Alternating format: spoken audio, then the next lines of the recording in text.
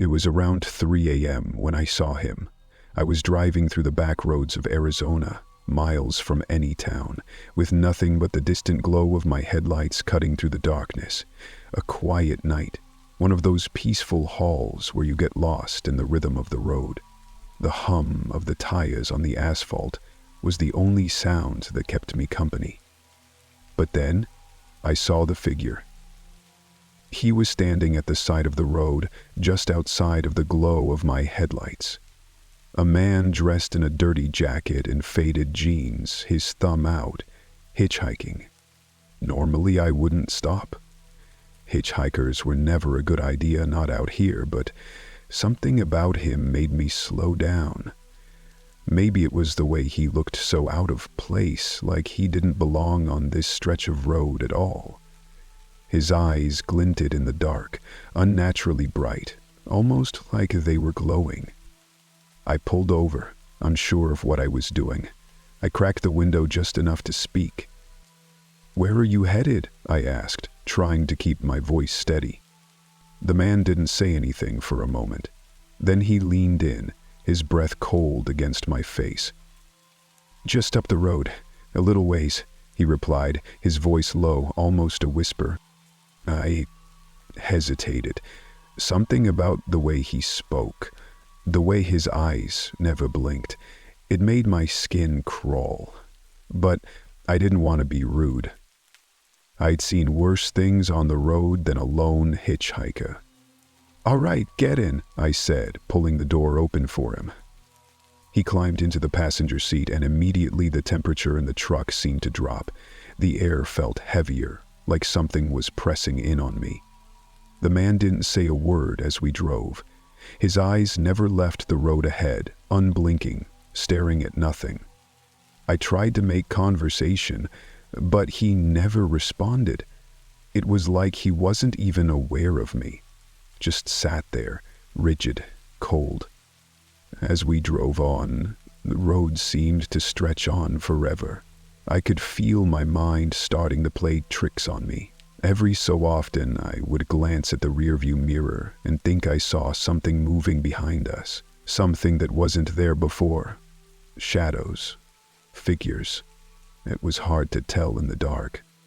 And then just as I was starting to feel like I couldn't take it anymore, the man spoke. "Pull over." I glanced at him, startled.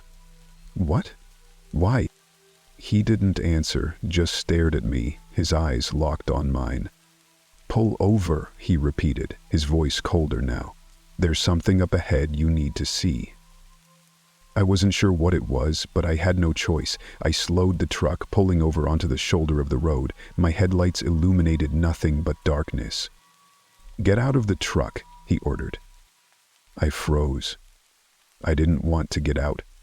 Something about this felt wrong. But when I looked at him again, I saw it. His eyes had changed. They were no longer glowing. They were black, deep, empty, voids. Before I could react, he was gone. The truck doors slammed shut, and when I turned to look, there was no one there. I rushed to start the engine, hands shaking as I fumbled with the keys. My heart raced in my chest. I couldn't explain what had just happened. But I knew one thing for sure. I wasn't stopping for any hitchhikers again. Not in the middle of nowhere. Not ever again. As I pulled away, I looked in my side mirror. I'll never forget what I saw. In the reflection, the man was still standing there, his head tilted, staring at me with those empty, black eyes. I've driven through every kind of weather, seen just about every corner of this country. But nothing compares to that night. It started as a simple delivery, heading out of Denver, bound for Albuquerque. The roads were empty, just the hum of my rig and the occasional flicker of distant lights. A quiet night. But around 2 a.m., I hit a stretch of road that had me uneasy.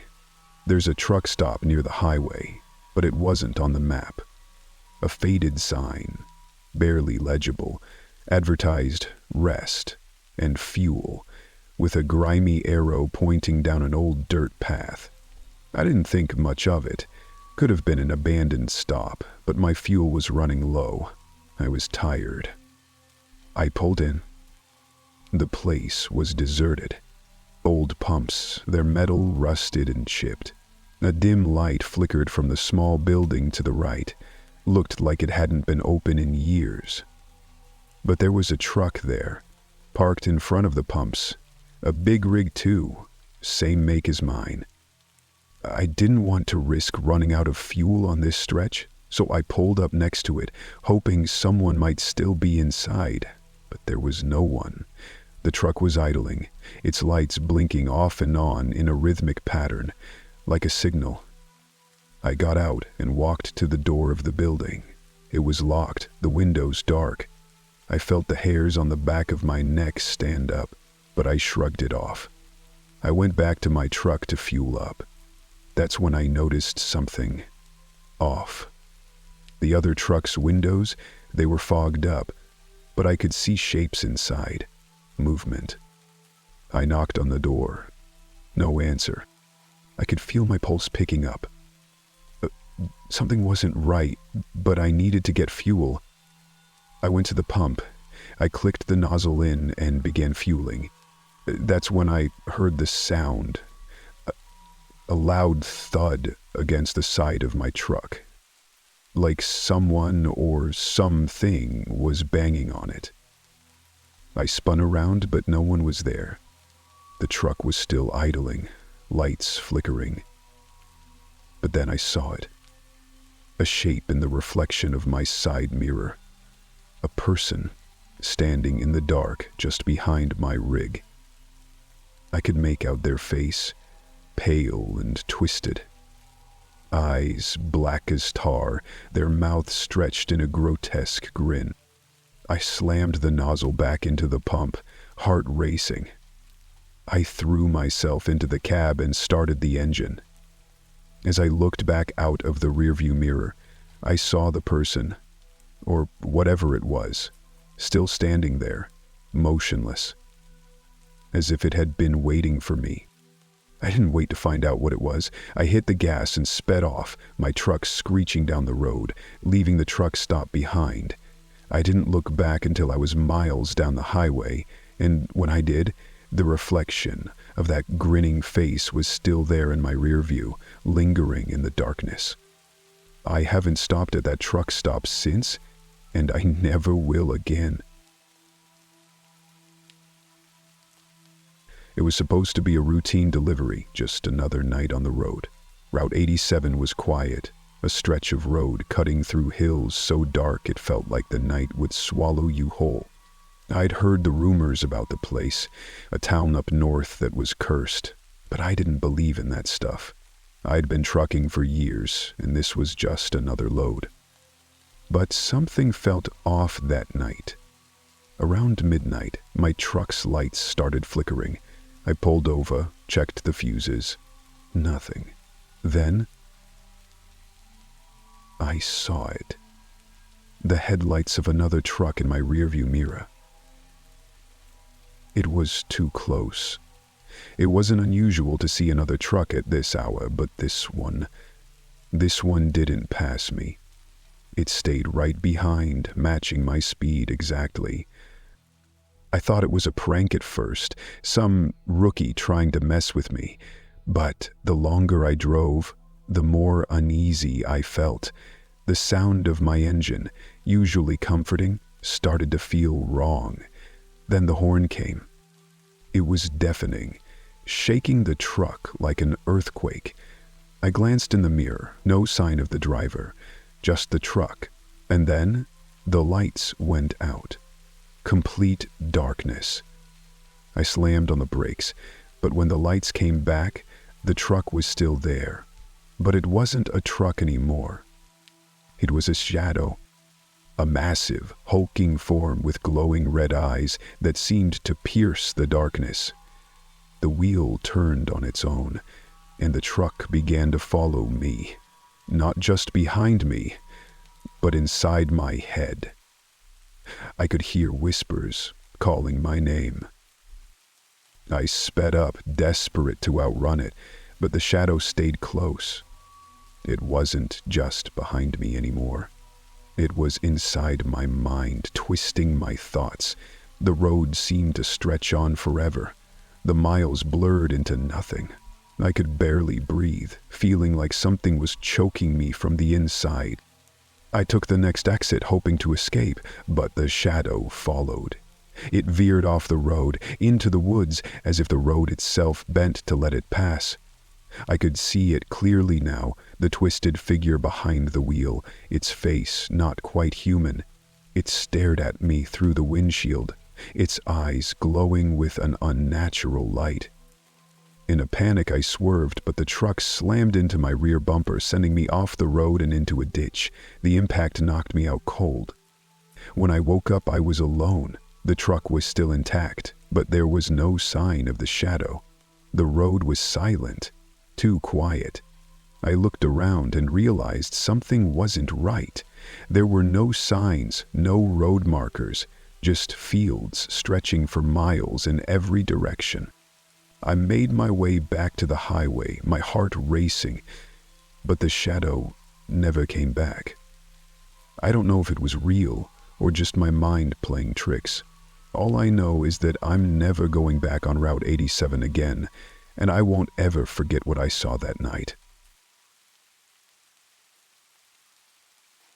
I was on the final leg of a long haul through Wyoming, the kind of stretch where towns are rare and the radio plays static more often than music. Around midnight, I spotted a truck stop, a lone beacon in the darkness. My fuel gauge was running low and my stomach was growling, so I pulled in. The place was quiet, too quiet. The neon sign flickered, open 24 hours, but the windows of the diner were dark and the pumps looked ancient. I parked the rig and walked toward the small building by the pumps. The door creaked as I pushed it open, the smell of dust and oil filling my nose. Inside, an old man sat behind the counter, his eyes dull and distant. "Just fuel?" he rasped without looking up. Yeah, I nodded. Yeah, pump 6. He slid me the key to unlock the pump. "Be quick," he muttered. "Bad time to be out." "Bad time?" I asked. But he didn't answer. He just stared at the clock on the wall, like he was counting down. I went back to the pump, the chill in the air biting through my jacket. As I filled the tank, I noticed something strange. A figure at the edge of the parking lot.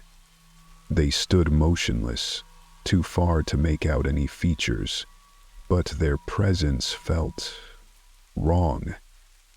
I called out, but they didn't move. The pump clicked, signaling it was full. I returned the nozzle and climbed back into my truck, but when I looked back, the figure was closer. I froze. They were now standing under the dim glow of the parking lot light. Their face, it wasn't right. It was stretched, almost melted, with hollow eyes that seemed to absorb the light. I didn't wait to see more. I fired up the engine, my hands trembling, and threw the truck into gear. As I pulled onto the highway, I glanced at my mirrors, expecting to see the figure still standing there. Instead, I saw nothing. The truck stop was gone.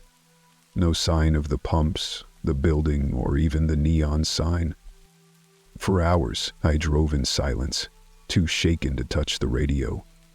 When I finally reached a rest stop at dawn, I asked another driver if they knew of a truck stop on Route 26. His face turned pale. "There hasn't been a stop there in decades," he said. "Burned down in '87, killed everyone inside. I haven't gone back since, and I never drive through Wyoming at night. Sometimes, though, when I close my eyes, I still see that figure, waiting under the light." Night driving is second nature to me. The hum of the engine, the rhythm of the tires, It's all white noise after a while. But there's something about driving through West Texas that feels off. The vast emptiness stretches forever, and the sky swallows the stars. It's like the world just stops existing out there. That night started like any other. I was hauling a load to El Paso, my only company being the old CB radio. Around 2 a.m., the radio crackled with static. It wasn't unusual. Open stretches like that often mess with the signal. I reached over to adjust the dial, and that's when I heard it. Jueva, heading west. A voice, faint and distorted, cut through the static. It was barely audible, but it chilled me. I leaned closer to the radio, turning the volume up. Don't stop, keep driving. I grabbed the mic. Breaker 19, who's out there? Everything all right? Static answered me. The voice returned, clearer now. It's following you. Don't look back. My grip tightened on the wheel. I flicked my headlights to high beam and scanned the road behind me in the mirror. Nothing but darkness. The voice came again, louder this time. Don't look back. A cold shiver ran through me. I told myself it was just a prank, some bored trucker messing around. Still, I couldn't shake the feeling that something wasn't right. The radio went silent, and the hum of the truck felt deafening in the void. Then I saw it. A figure standing in the middle of the road ahead, illuminated by my headlights. At first, I thought it was a person, a hitchhiker maybe. But as I got closer, the shape didn't make sense. It was tall, impossibly thin, with limbs that stretched too long. Its head tilted as if it was watching me. I slammed on the brakes. The truck screeched to a halt, my heart pounding in my chest. When I looked up again, it was gone. Just gone. Breathing hard, I reached for the CB. Whoever's on the line, I think I just saw something on 285. Anyone else out here? Static, and then a whisper. Don't stop. Don't look back. The engine roared as I hit the gas. I didn't care what it was. I just wanted to be miles away. But the feeling didn't leave. I could sense it. Something behind me. The mirror, right there in my peripheral vision, called to me like a siren. I fought the urge to look. I drove through the night without stopping. When the first rays of dawn broke over the horizon, the radio crackled one last time. A whisper, faint and mocking. You'll be back. I haven't used my CB radio since, and no matter what, I never drive through West Texas after midnight. The desert at night is a strange place. Quiet, cold, and so empty it feels like you're the last person on Earth. I was hauling freight across Nevada, sticking to my usual route on Highway 375, the so-called extraterrestrial highway. Most of us truckers laugh off the name, but something about that night made me stop laughing. It was just after midnight, and I hadn't seen another vehicle in over an hour. The moon was high, casting enough light for me to see the endless stretch of road ahead. My radio crackled with occasional bursts of static, but no chatter. I was alone. Or so I thought. Out of nowhere, a bright light appeared in the sky. At first I thought it was a plane, maybe from the nearby Air Force base, but it wasn't moving like a plane. It zipped across the horizon in a perfect straight line, then stopped dead. A second later, it shot straight up and disappeared. I tried to shake it off. Probably some military test. They do weird things out here, I told myself. Still, I kept an eye on the sky. Then my headlights flickered. Not a full blackout, just a stutter, enough to make me curse under my breath. A trucker's worst fear is electrical failure in the middle of nowhere. I checked my gauges. Everything looked fine, but then the engine sputtered. What the hell? I muttered, pulling over to the side of the road. I cut the engine and flipped on my hazards, but they didn't work. Everything was dead. That's when I noticed the lights again. 3 of them, floating silently in the sky above me. They weren't blinding like before. These were smaller, softer, almost hypnotic. They formed a perfect triangle, hovering just 100 feet above the road. I grabbed my flashlight and stepped out of the cab, my boots crunching against the gravel. The lights didn't move. I should have felt scared, but I didn't. It was like they were watching me, waiting for something. Then, without warning, the lights shot downward. A deafening hum filled the air, vibrating through my chest. I stumbled backward, my flashlight dropping to the ground. The lights hovered inches above the hood of my truck, bathing it in a pale, bluish glow. I couldn't move. My body felt frozen, like the air itself had thickened. My mind raced, but my limbs wouldn't respond. I swear I saw shadows moving within the lights, shapes that weren't human. And just as quickly as they appeared, they vanished. No sound, no warning, just gone. The truck roared back to life, headlights blazing, radio crackling with static. I jumped back into the cab, slammed it into gear, and drove like hell, not stopping until I hit the next town. When I told the guy at the diner, he didn't laugh. He just nodded and said, "You're not the first, you know. They like to test people out there." I don't know what I saw that night, but I haven't driven that route since. Some mysteries are better left unexplored. Driving nights through the Arizona desert isn't for everyone. The roads are lonely, the air feels heavier, and the stars above seem a little too close for comfort. I was halfway through my haul to Flagstaff, cutting across Route 87. It was one of those stretches where you see nothing but your headlights carving out a path in the endless dark. I spotted him just after 2 a.m., a hitchhiker, standing on the shoulder of the road, thumb out. He was tall, rail-thin, with his face hidden under a hood. Normally, I don't pick up hitchhikers. Too many horror stories about drivers going missing.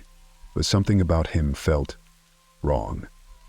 He wasn't moving, not even shifting his weight. He just stood there, perfectly still, staring at me as I passed. I kept driving. A mile later, I glanced in the mirror. My stomach dropped. He was there, standing in the middle of the road behind me, bathed in the red glow of my taillights. There was no way he could have gotten there that fast. I stepped on the gas, my heart pounding. I didn't see him again for a while. But then, out of the corner of my eye, I caught movement. Something was running alongside my truck. I turned my head, and there he was. Not walking, not hitching a ride, running. His legs moved inhumanly fast, his hood flapping in the wind but never revealing his face. I swerved, trying to shake him, but he kept pace effortlessly. I grabbed the CB, my voice trembling.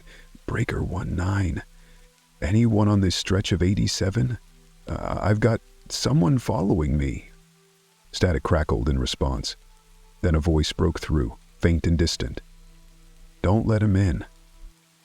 I didn't have time to process what that meant. The hitchhiker leapt, slamming onto the side of the cab. The entire truck shuddered under the impact. I saw his hands grip the door handle, thin and pale, like they'd never seen sunlight. He pulled himself closer, his face finally coming into view. It wasn't a face at all. It was a blank, smooth surface, like porcelain. No eyes, no mouth, just nothing. And yet, I could feel it staring at me. I yanked the wheel hard to the left, throwing the rig into the shoulder.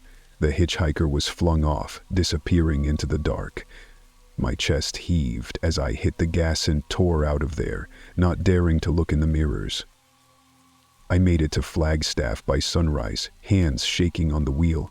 I asked around at the truck stop, hoping someone had seen the same thing. One older driver shook his head. "You saw the skydrifter," he said. "They say he's not from here, not even from this world. Once you stop for him, you don't come back." I don't drive Route 87 anymore.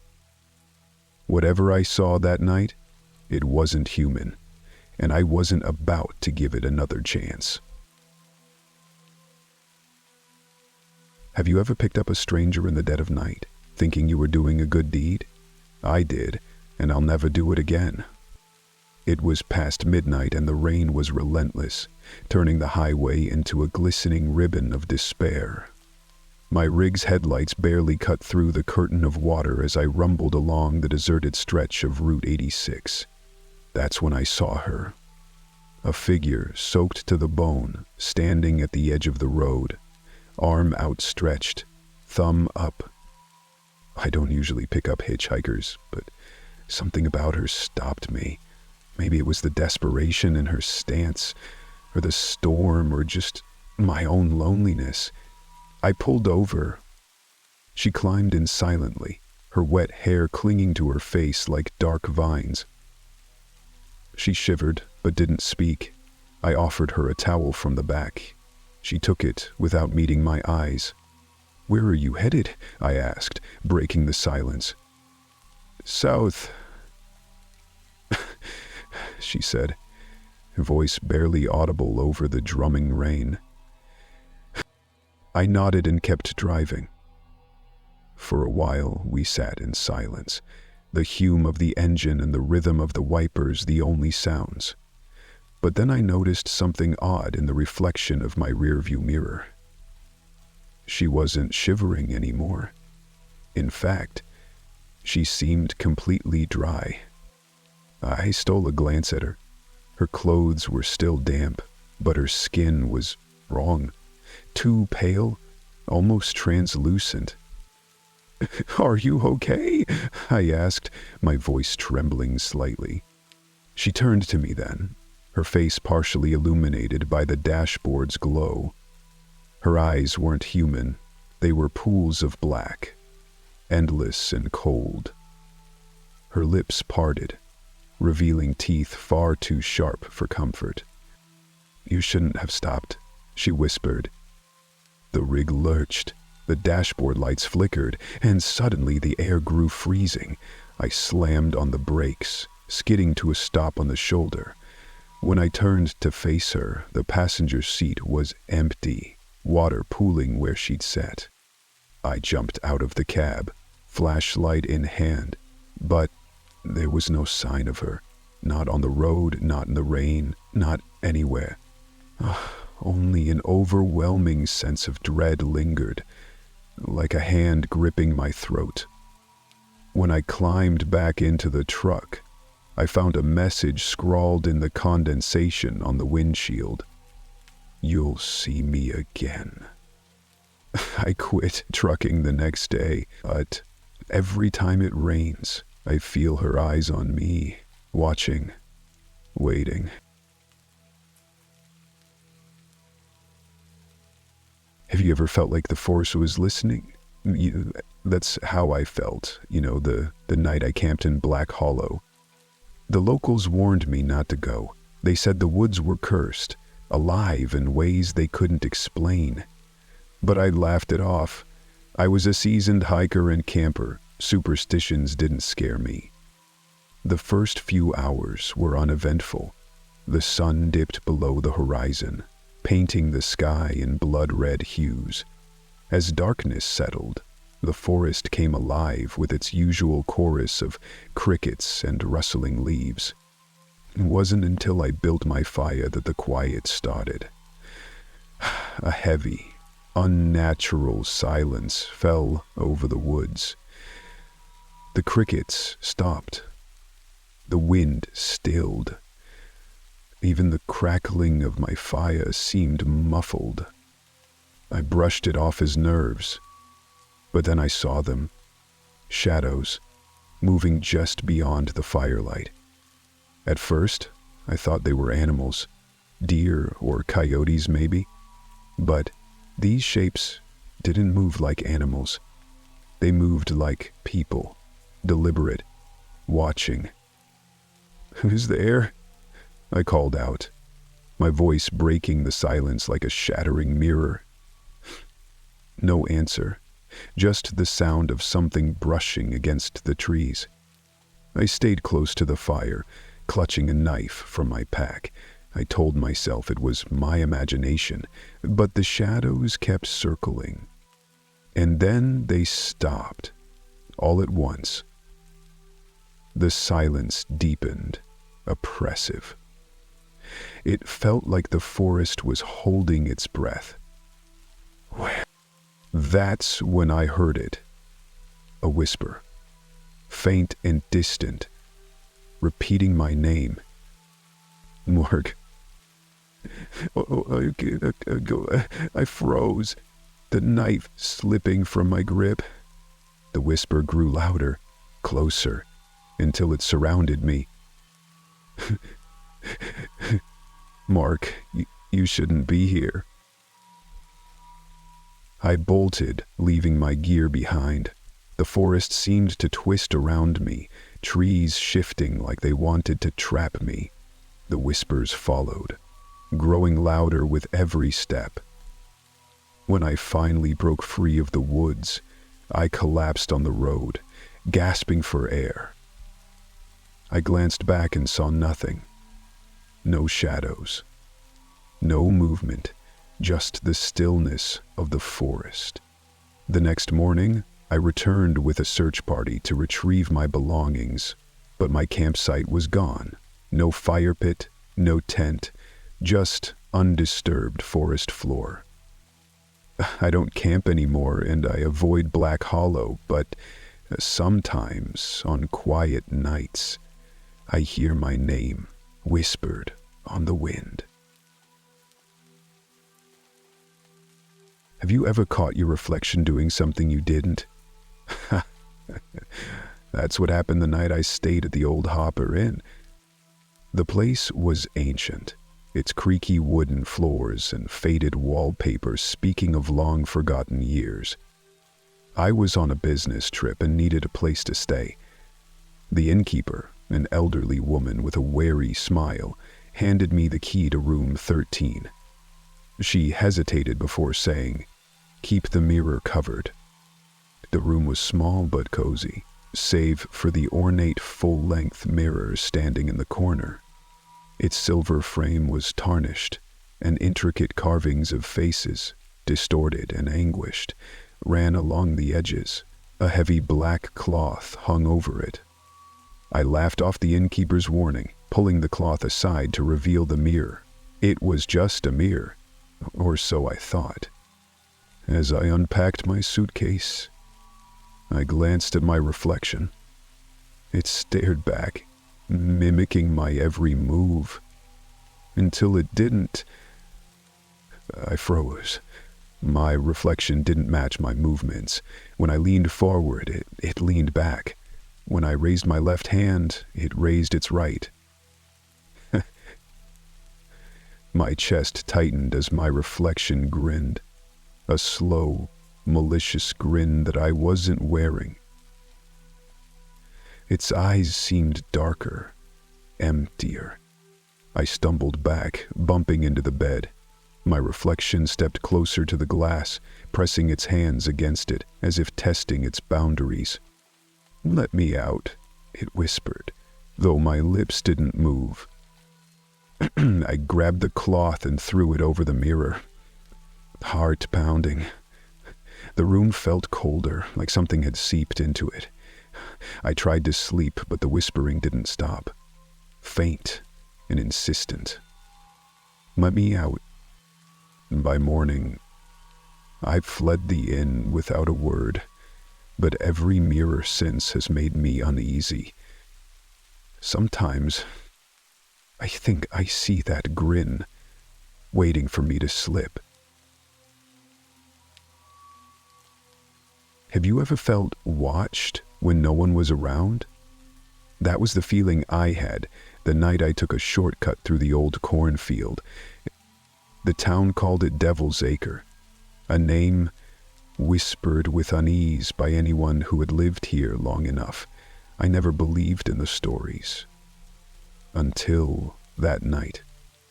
The moon was high, its pale light casting long shadows over the rows of corn, swaying gently in the breeze. It should have been peaceful, but the silence between the rustling stalks felt heavy, unnatural. About halfway through the field, I heard it.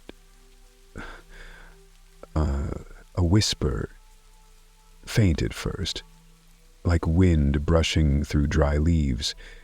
But it wasn't the wind.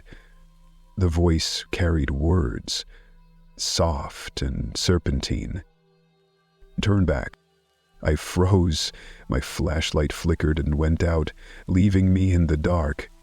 My breath caught in my throat as the whispering grew louder, coming from all around me. Dozens of voices, overlapping, repeating, "Turn back." I told myself it was my imagination. That's what I kept thinking as I pushed forward, flashlight clutched tightly in my trembling hand. But the whispers didn't stop.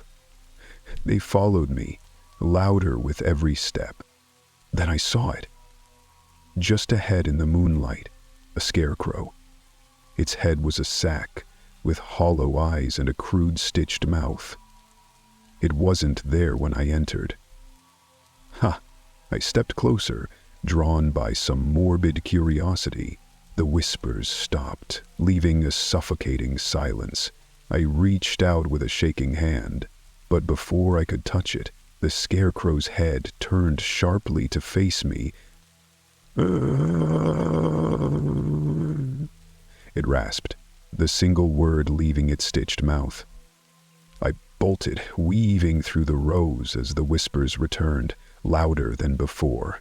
The stalk seemed alive, clawing at me, slowing me down.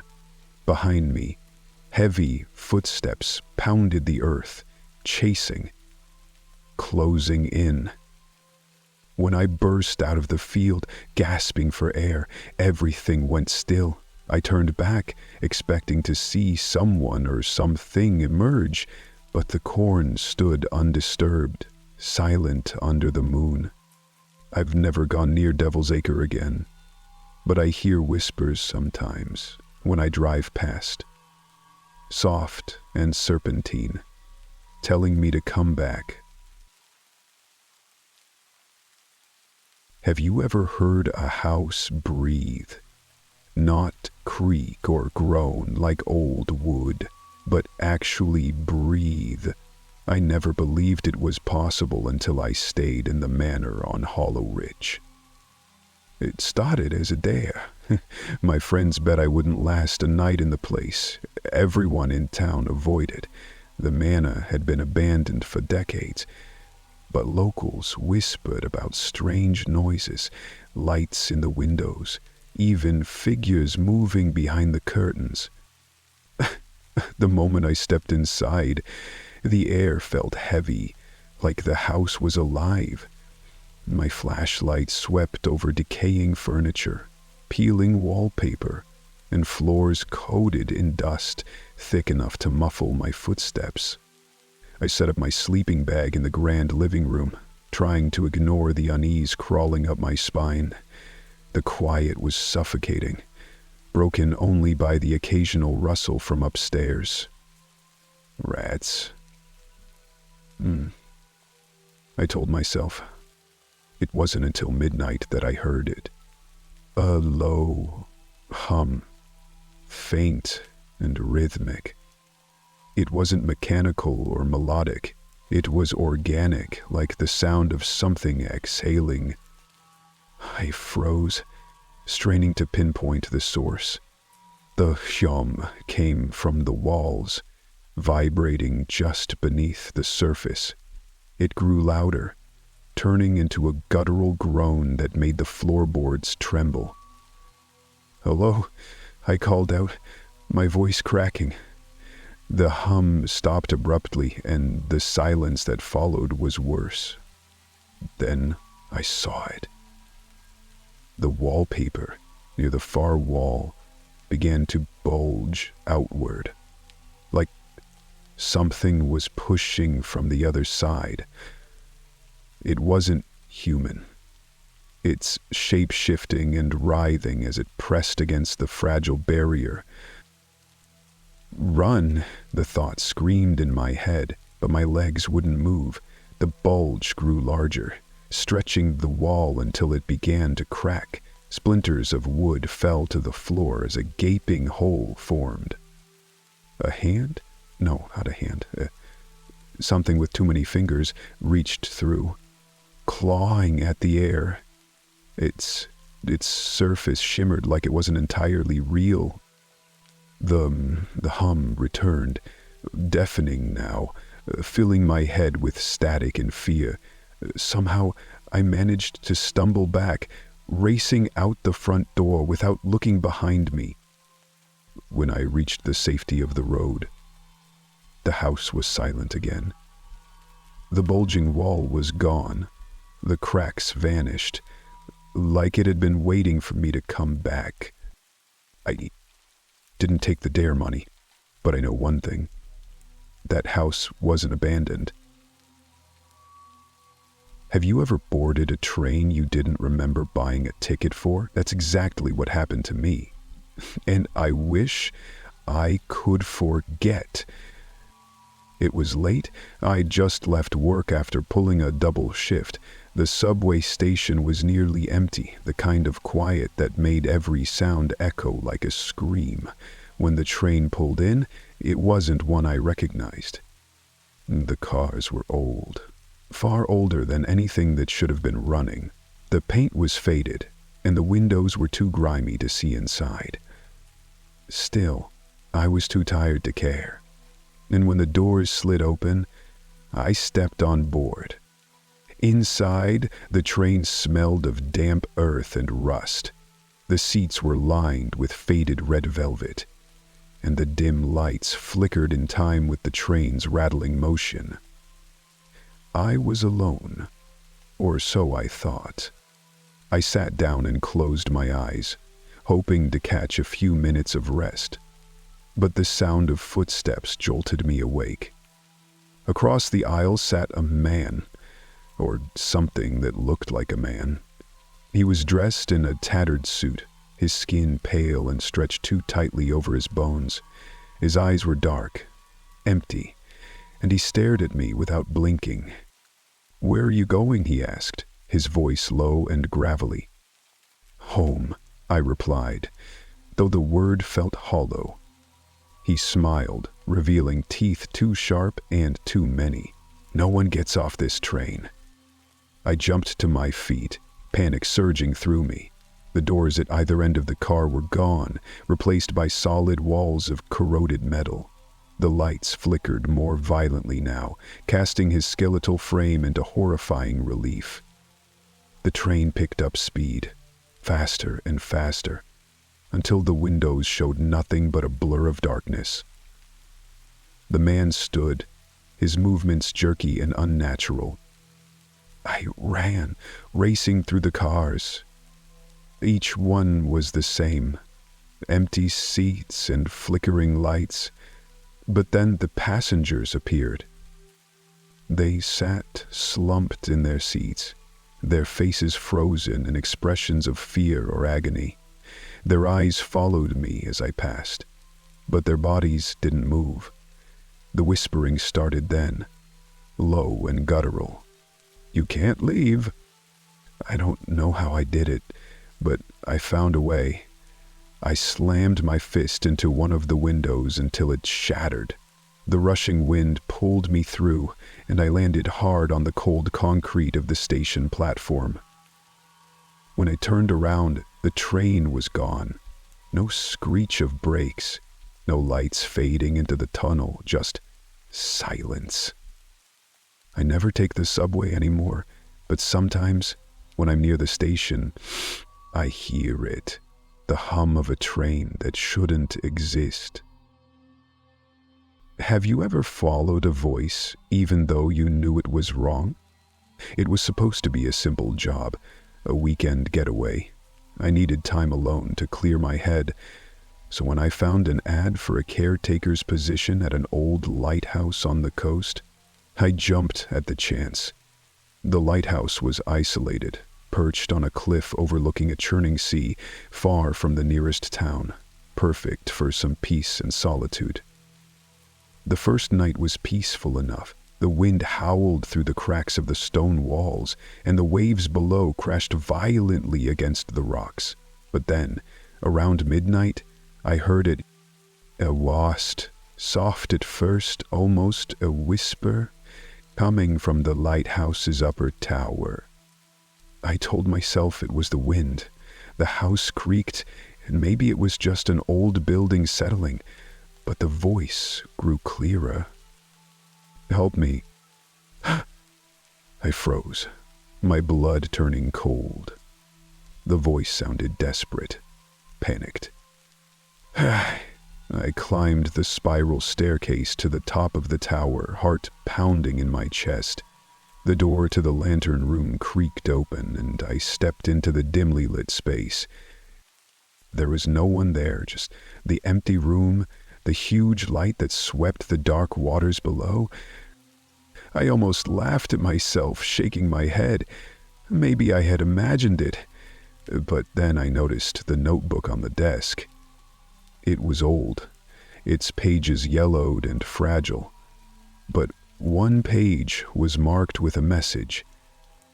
"The lighthouse is alive. It calls to you. It wants you to stay."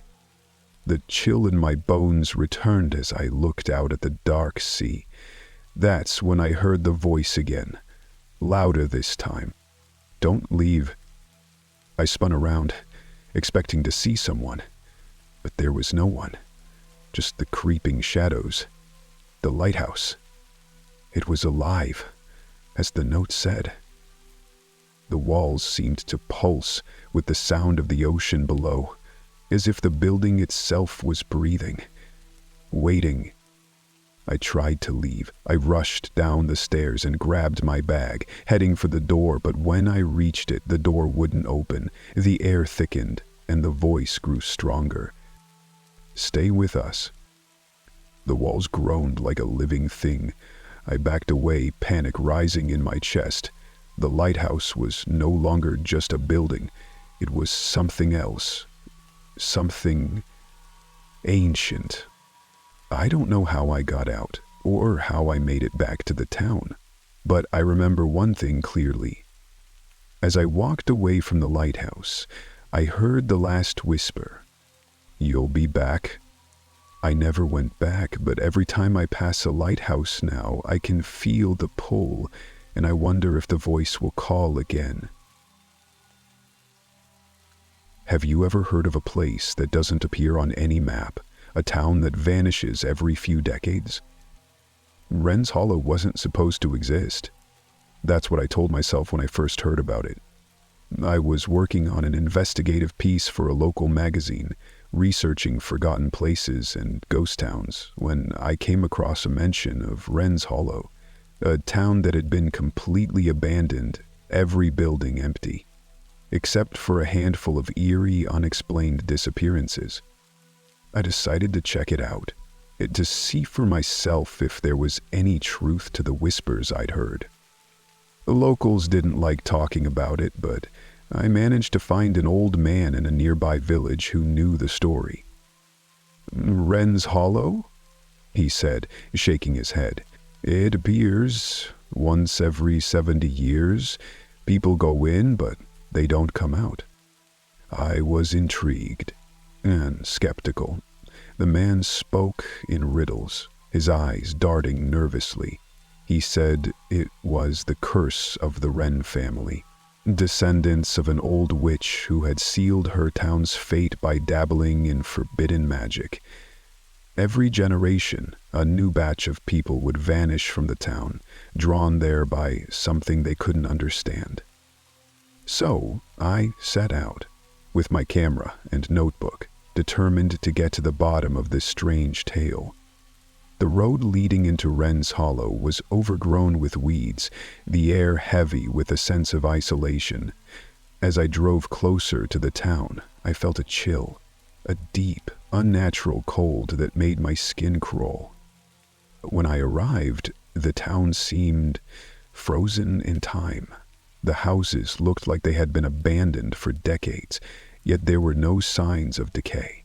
It was as if the place had been left in a hurry, yet nothing had rotted or deteriorated. I walked down the cobblestone streets, hearing nothing but the wind and my own footsteps. The air smelled stale, like something hadn't moved in years. But there was something else, something unsettling. I saw figures, standing motionless in the windows, faces staring out from behind dusty glass. I called out, hoping someone would answer, but no one did. The silence pressed in, thick and suffocating. Then I felt it. A tug, a pull, like something was guiding me deeper into the town. My steps quickened, and before I knew it, I found myself in the center of the town square, where a grand clock tower stood. The hands of the clock were frozen at midnight.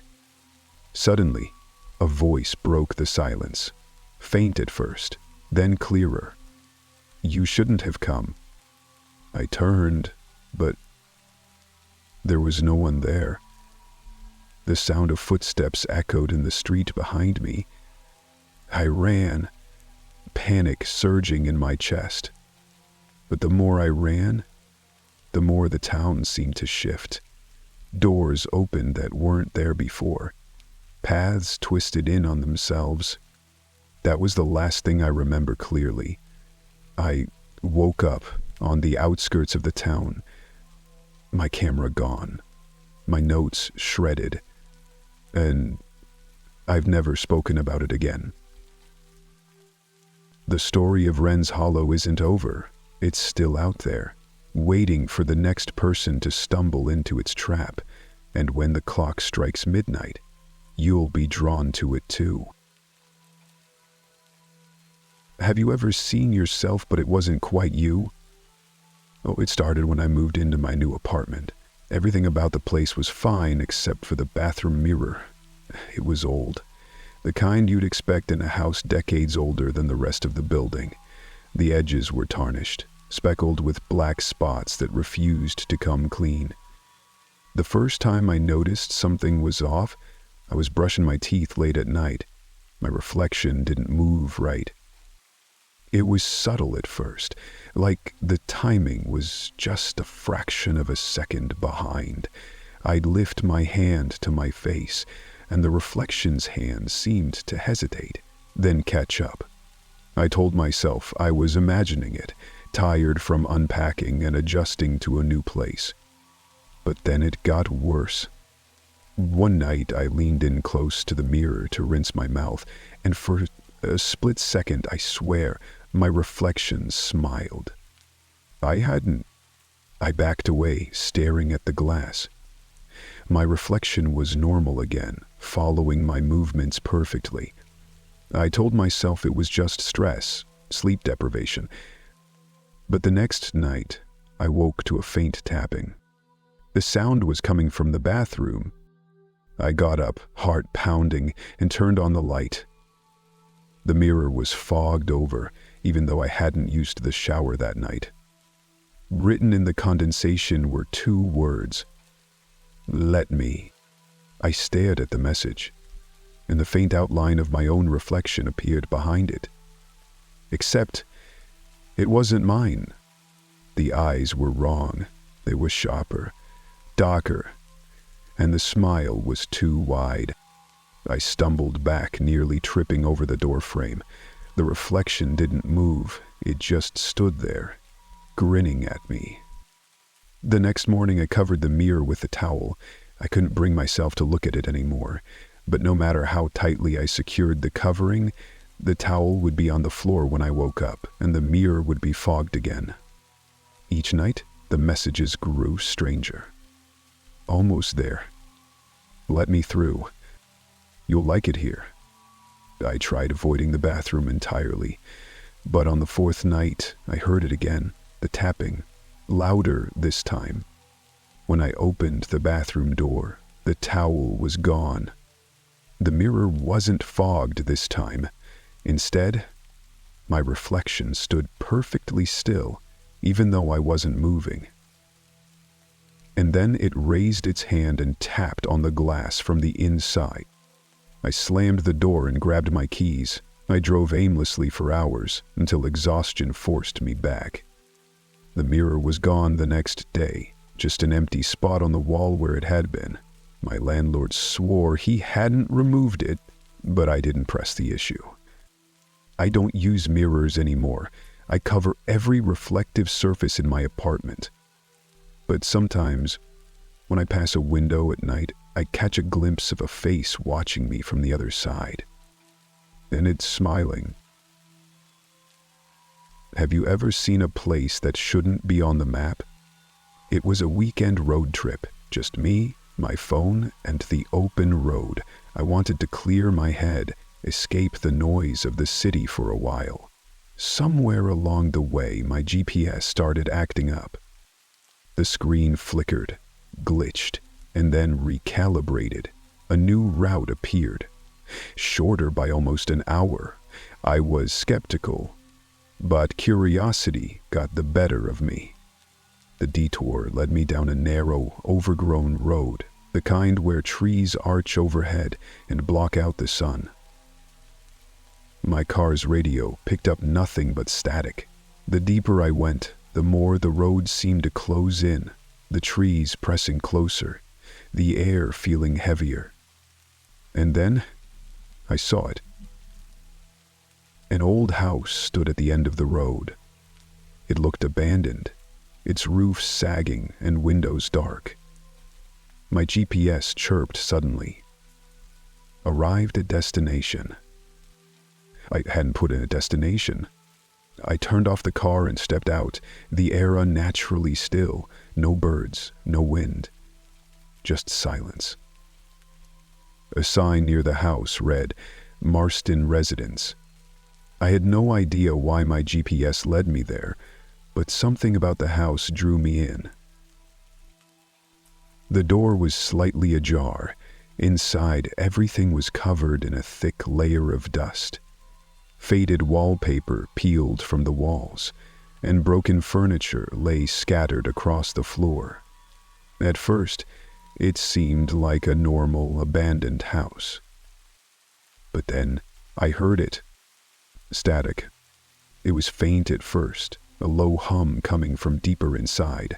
I followed the sound, down a narrow hallway to a door that looked newer than the rest of the house. The static grew louder as I approached. I pushed the door open and stopped cold. The room was small, empty except for an old TV on a wooden stand. The screen flickered with static, casting a pale, flickering light. A single wooden chair sat in front of it, facing the screen. I should have turned around and left, but instead I stepped inside.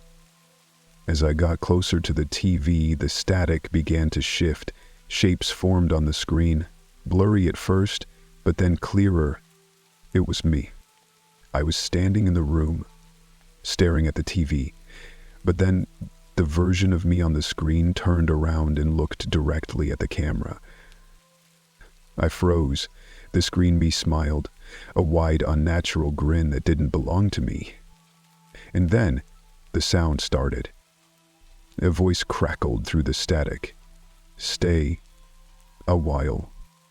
I turned to leave, but the door was gone. Just a blank wall where it had been. Panic set in as the room grew colder. The static on the screen got louder, deafening. The figure on the TV, the other me, stood up and started walking toward the screen, toward me. I don't remember how I got out. One moment I was in that room, the next I was back in my car, speeding down the road as fast as I could. When I checked my GPS again, the route was gone. No sign of the detour, no trace of the house. But last night, my TV turned on by itself. Static filled the screen, and in the faint glow, I saw a figure sitting in a wooden chair, watching, waiting.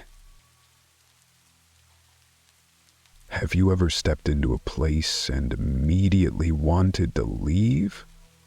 I was helping my friend Alex move into his new apartment, a cheap place he found in a crumbling old building downtown. No, it wasn't much.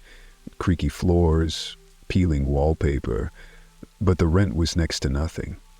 I didn't question it, not at first. Most of the day was uneventful, hauling boxes up narrow stairs and unpacking in the dimly lit living room. It wasn't until later, after the sun had set, that we noticed something strange. There was a door at the end of the hallway neither of us remembered seeing before.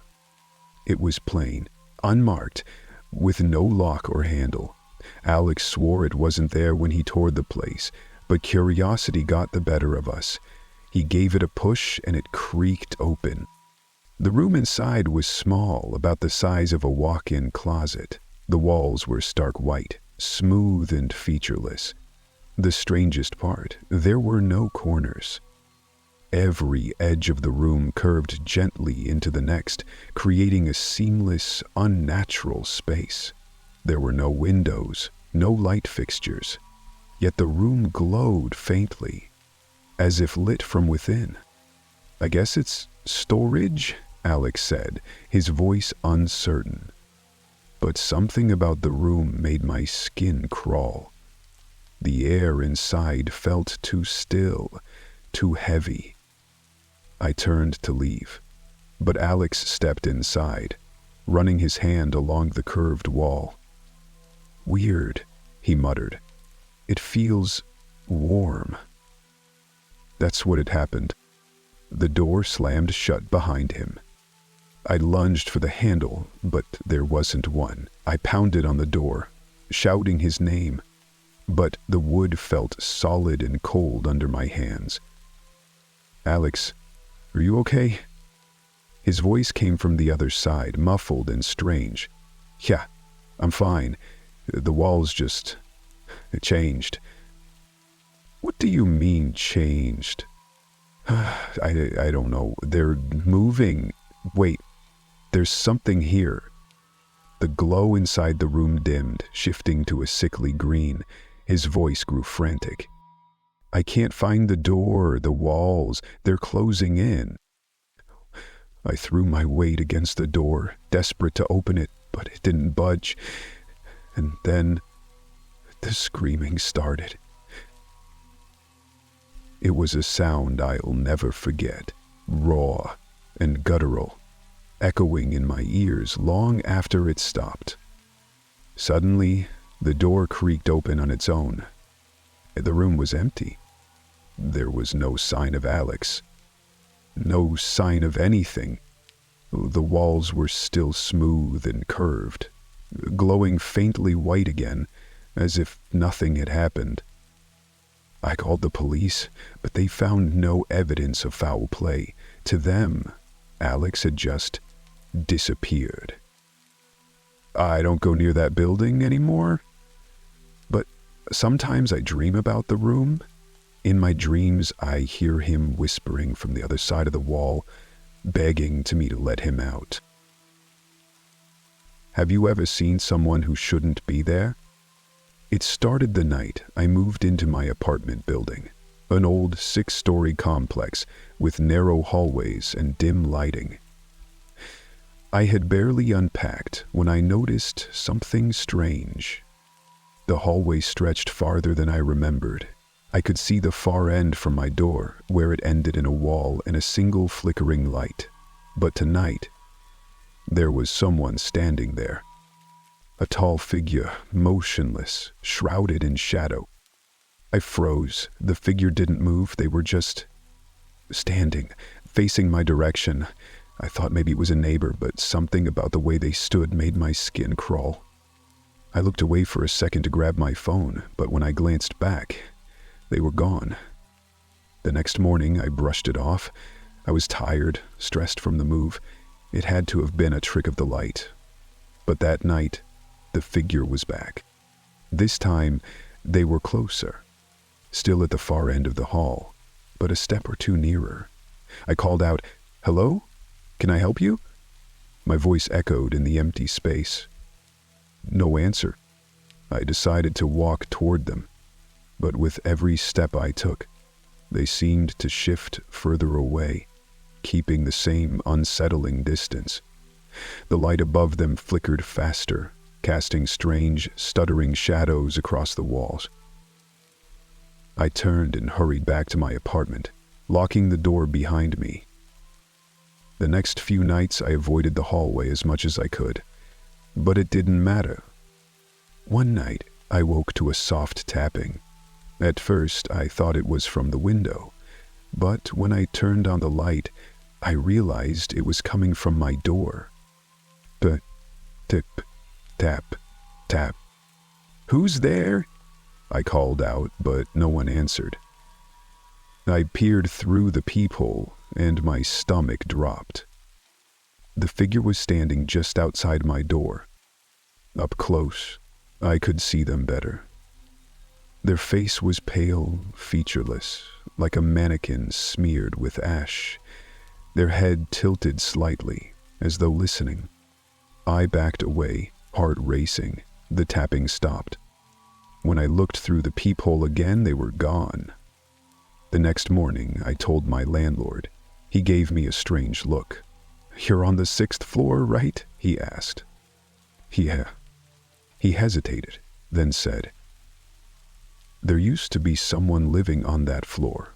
They passed away a long time ago.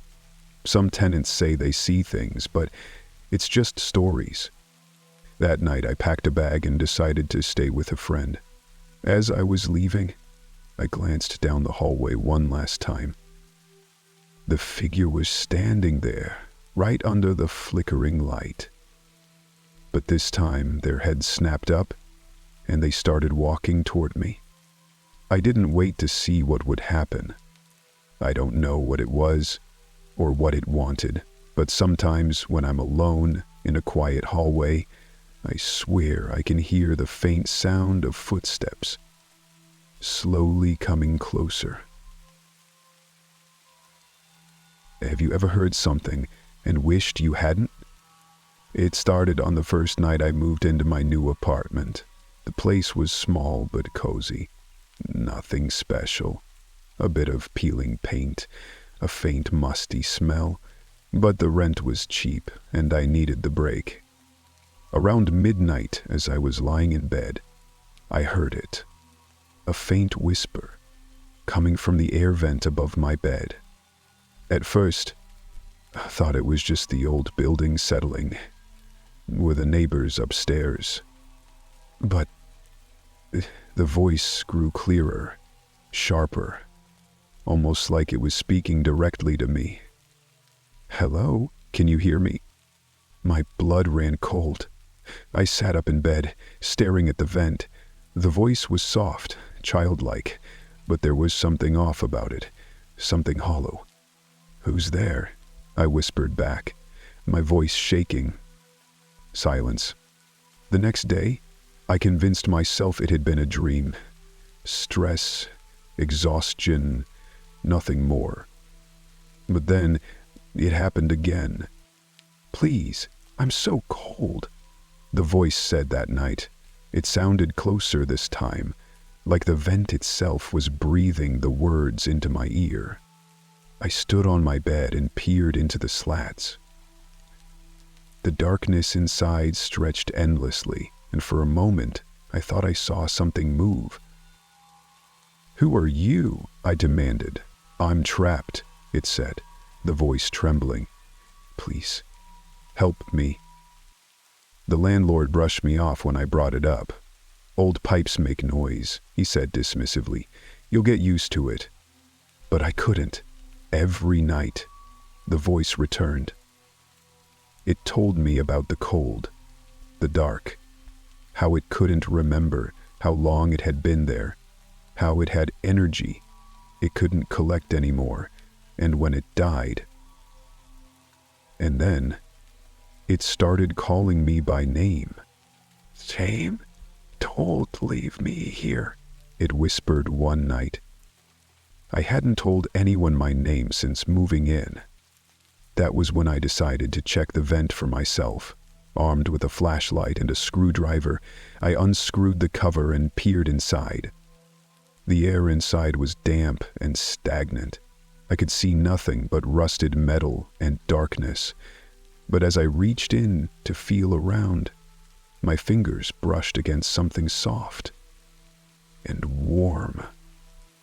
I yanked my hand back, heart pounding. Whatever it was, it moved. "Don't stop now," the voice said, louder this time. It wasn't whispering anymore. It sounded eager. Against every instinct, I reached in again. This time, my hand closed around something cold and sharp, like jagged teeth. I screamed and pulled my hand out, blood dripping from deep cuts in my fingers. The voice laughed, a low, guttural sound that echoed through the vent. "You shouldn't have looked," it said. I grabbed my things and left that night.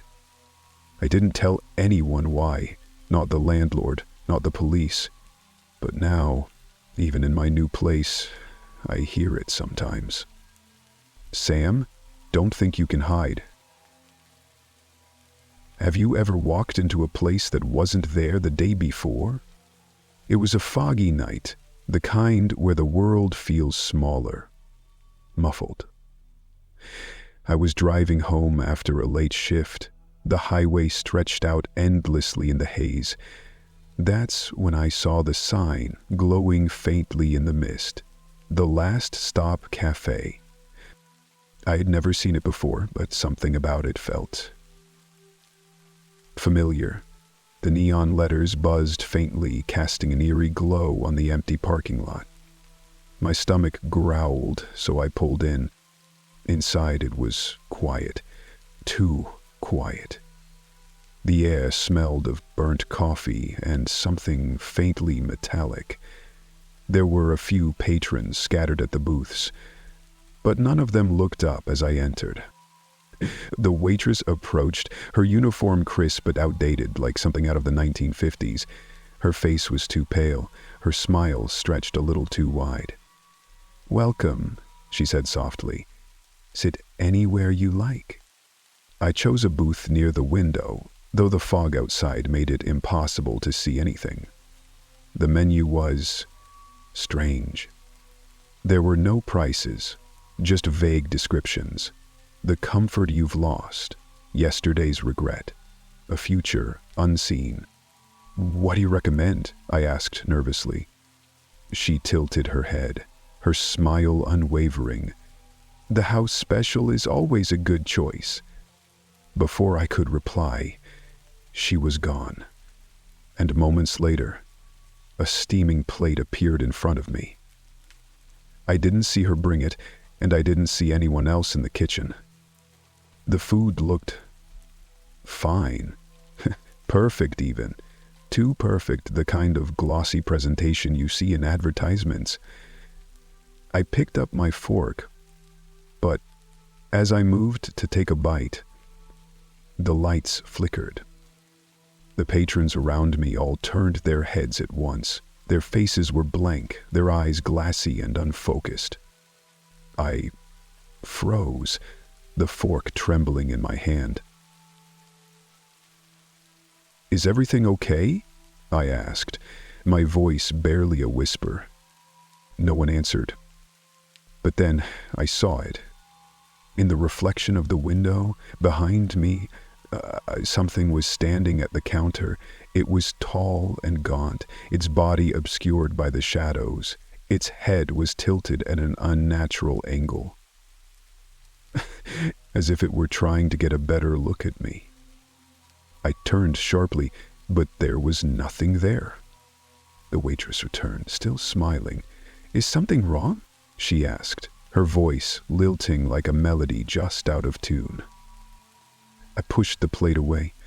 I should go," I muttered. Her smile faltered, just for a moment. And then she nodded. "Of course, but you'll be back. Everyone comes back." As I hurried out, I noticed something that stopped me cold. A wall near the door was covered in photographs. They were old and yellowed, hundreds of them. In every single one was the same cafe, the same booths, and the same eerie fog outside. And in the corner of one photo, I saw myself. I didn't stay to figure it out. I ran to my car and didn't look back. The next day, I went back to check, but there was no cafe. Just an empty lot. Cracked asphalt overgrown with weeds. I don't drive that stretch of highway anymore, but every once in a while, in the middle of the night, I smell burnt coffee and hear the faint hum of neon in the distance. And I know it's still out there, waiting. Have you ever walked into a place that didn't feel like it should exist? It started when I was a freshman in college. One afternoon, I was rushing across campus to make it to a lecture. The building I was heading toward was one of the older ones, with creaky wooden floors and a smell like old books in mildew. I had been there dozens of times before, but that day, something was different. The hallway seemed longer, darker.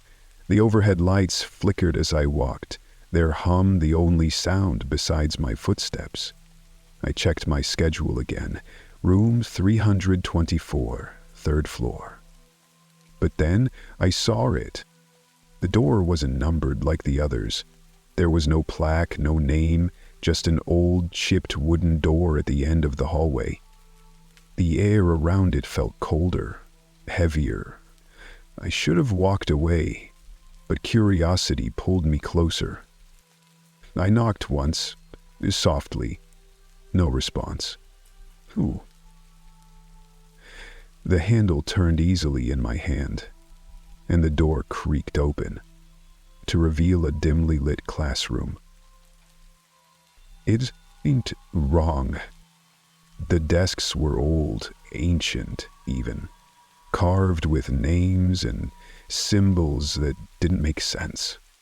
The blackboard at the front was cracked, and written in smeared chalk were the words History 12. The room wasn't empty. About a dozen students sat at the desks, their faces pale and vacant. They didn't look up when I entered, didn't acknowledge me at all.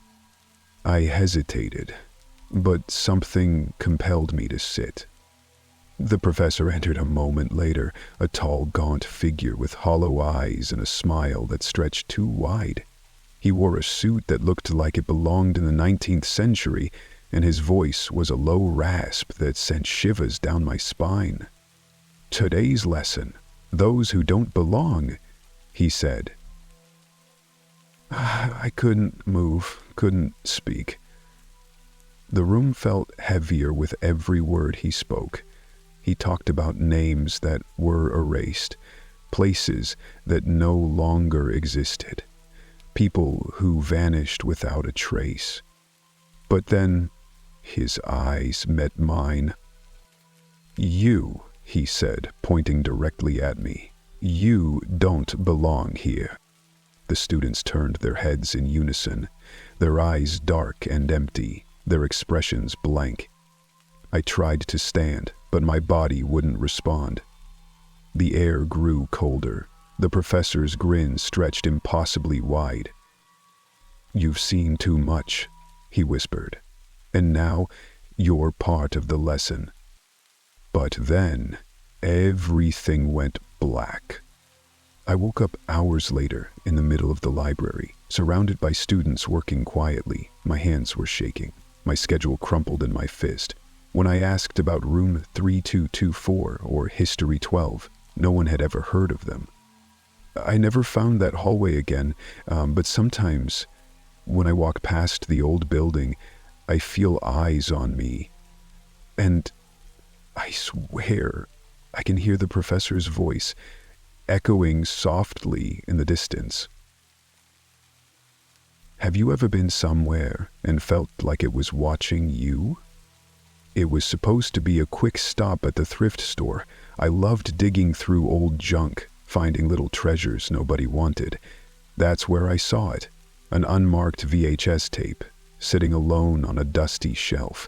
It didn't have a case, just a strip of masking tape on the front with the words, "The Gray Room," scrawled in shaky black marker. Something about it pulled me in. For $1, I couldn't resist. When I got home, I dusted off my old VCR and popped it in. At first, it was just static, white noise crackling on the screen. Then, it flickered. The camera focused on a small, dimly lit room. The walls were a dull gray, cracked and peeling. A single chair sat in the center, old and wooden, with deep scratches gouged into the seat. There were no windows, no doors, just the chair. And then, the sound started. It was faint at first, like someone breathing softly. But it grew louder, closer. I leaned in, squinting at the screen, and that's when I noticed something. The shadows on the walls were moving. They didn't match the empty chair. They writhed and twisted, their shapes too long and jagged to be human. The breathing turned to whispers, incoherent at first, but then a single phrase, repeated over and over. "Stand in the chair." I laughed nervously, trying to brush it off as some bizarre art project, but then the camera zoomed in, slowly, almost hypnotically. It stopped at the chair, and the whispers grew louder, more insistent. "Sit in the chair." I felt cold. The air in my living room seemed heavier, and for a moment, I swore I could feel something behind me. I turned, heart pounding, but nothing was there. When I looked back at the screen, the chair wasn't empty anymore. A figure was sitting there, hunched and still. Its face was obscured, its body wrapped in shadow, but its head turned slowly toward the camera, toward me. It had no eyes, just two dark hollows that seemed to stretch into nothingness. The tape cut to static again, but the whispers didn't stop. They were in the room with me now, circling me, echoing from every corner. I ejected the tape and threw it across the room. My hands were shaking, but the whispers wouldn't stop. "Sit in the chair." The next morning, the tape was gone. I didn't throw it out. I didn't move it, but it wasn't there. I tried to convince myself it was a dream, some vivid hallucination. But last night, when I turned off the lights, I saw it. The chair, the same one from the tape, sitting in the corner of my bedroom. And I swear something was sitting in it, waiting for me.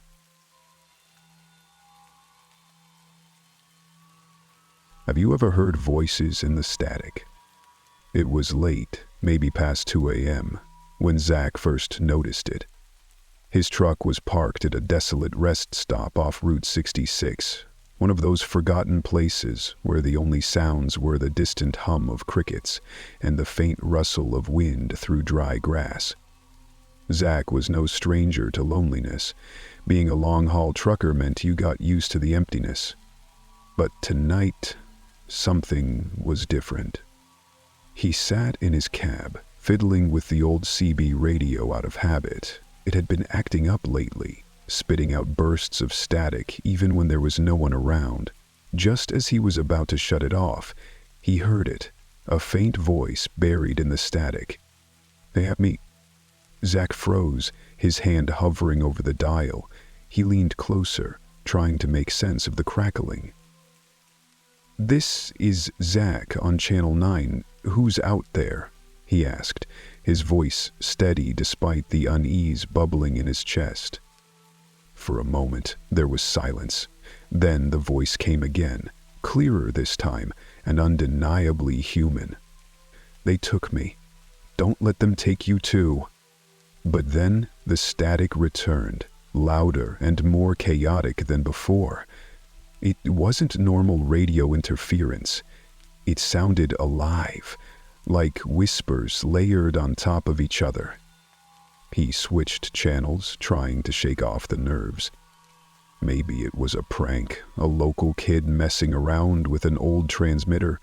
But as he turned the knob, every station was the same, an endless torrent of distorted voices. And then the knocking started. 3 sharp raps against the back of his truck, so loud it felt like they shook the entire cab. Zach jumped, his breath catching in his throat. He grabbed his flashlight and swung open the door, shining it into the darkness. Nothing. The rest stop was empty, the pavement stretching out under the pale glow of a single flickering streetlight. But as he stepped down from the cab, he noticed something strange. A faint trail of wet footprints leading away from his truck. He followed them, his boots crunching against the gravel, until they stopped abruptly at the edge of the woods. The footprints ended, but there was no sign of anyone, no rustling, no movement, just an eerie stillness that made the hairs on his neck stand up. Zach turned back, only to find his truck wasn't where he left it. It was still there, sure, but it looked wrong. Older, rusted, like it had been abandoned for years.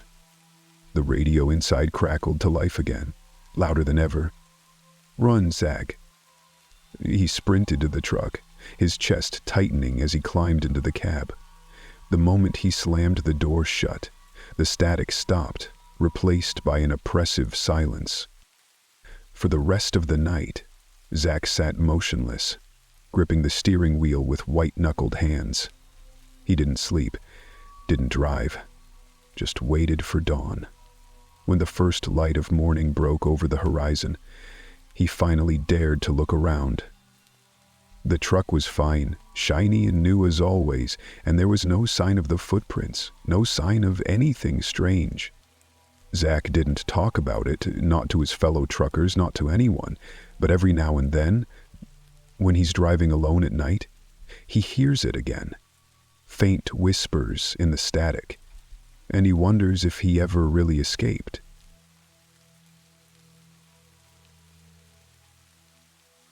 Have you ever seen someone and known they shouldn't be there? It was a long haul, one of those overnight drives that blurred the lines between exhaustion and a bad dream. I pulled into a rest stop off I-84, not because I needed to, but because something didn't feel right. My eyes were heavy, but it wasn't just that. There was this weight in the air, a sense that I shouldn't keep going. The lot was empty except for a single streetlight humming faintly overhead. It cast just enough light to show the chipped pavement and the shadowy outline of an old payphone by the bathrooms. I stepped out to stretch my legs, the cold air biting through my jacket. That's when I saw her.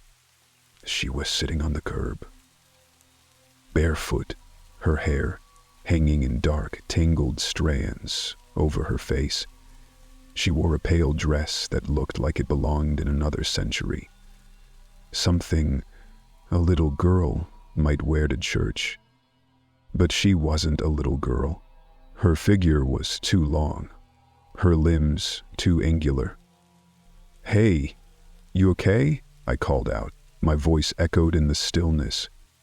She didn't answer, didn't even flinch. Her head stayed down, her hands resting limply in her lap.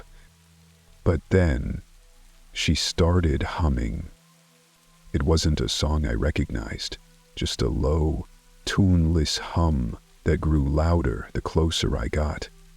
My skin crawled as I approached, but I couldn't stop myself.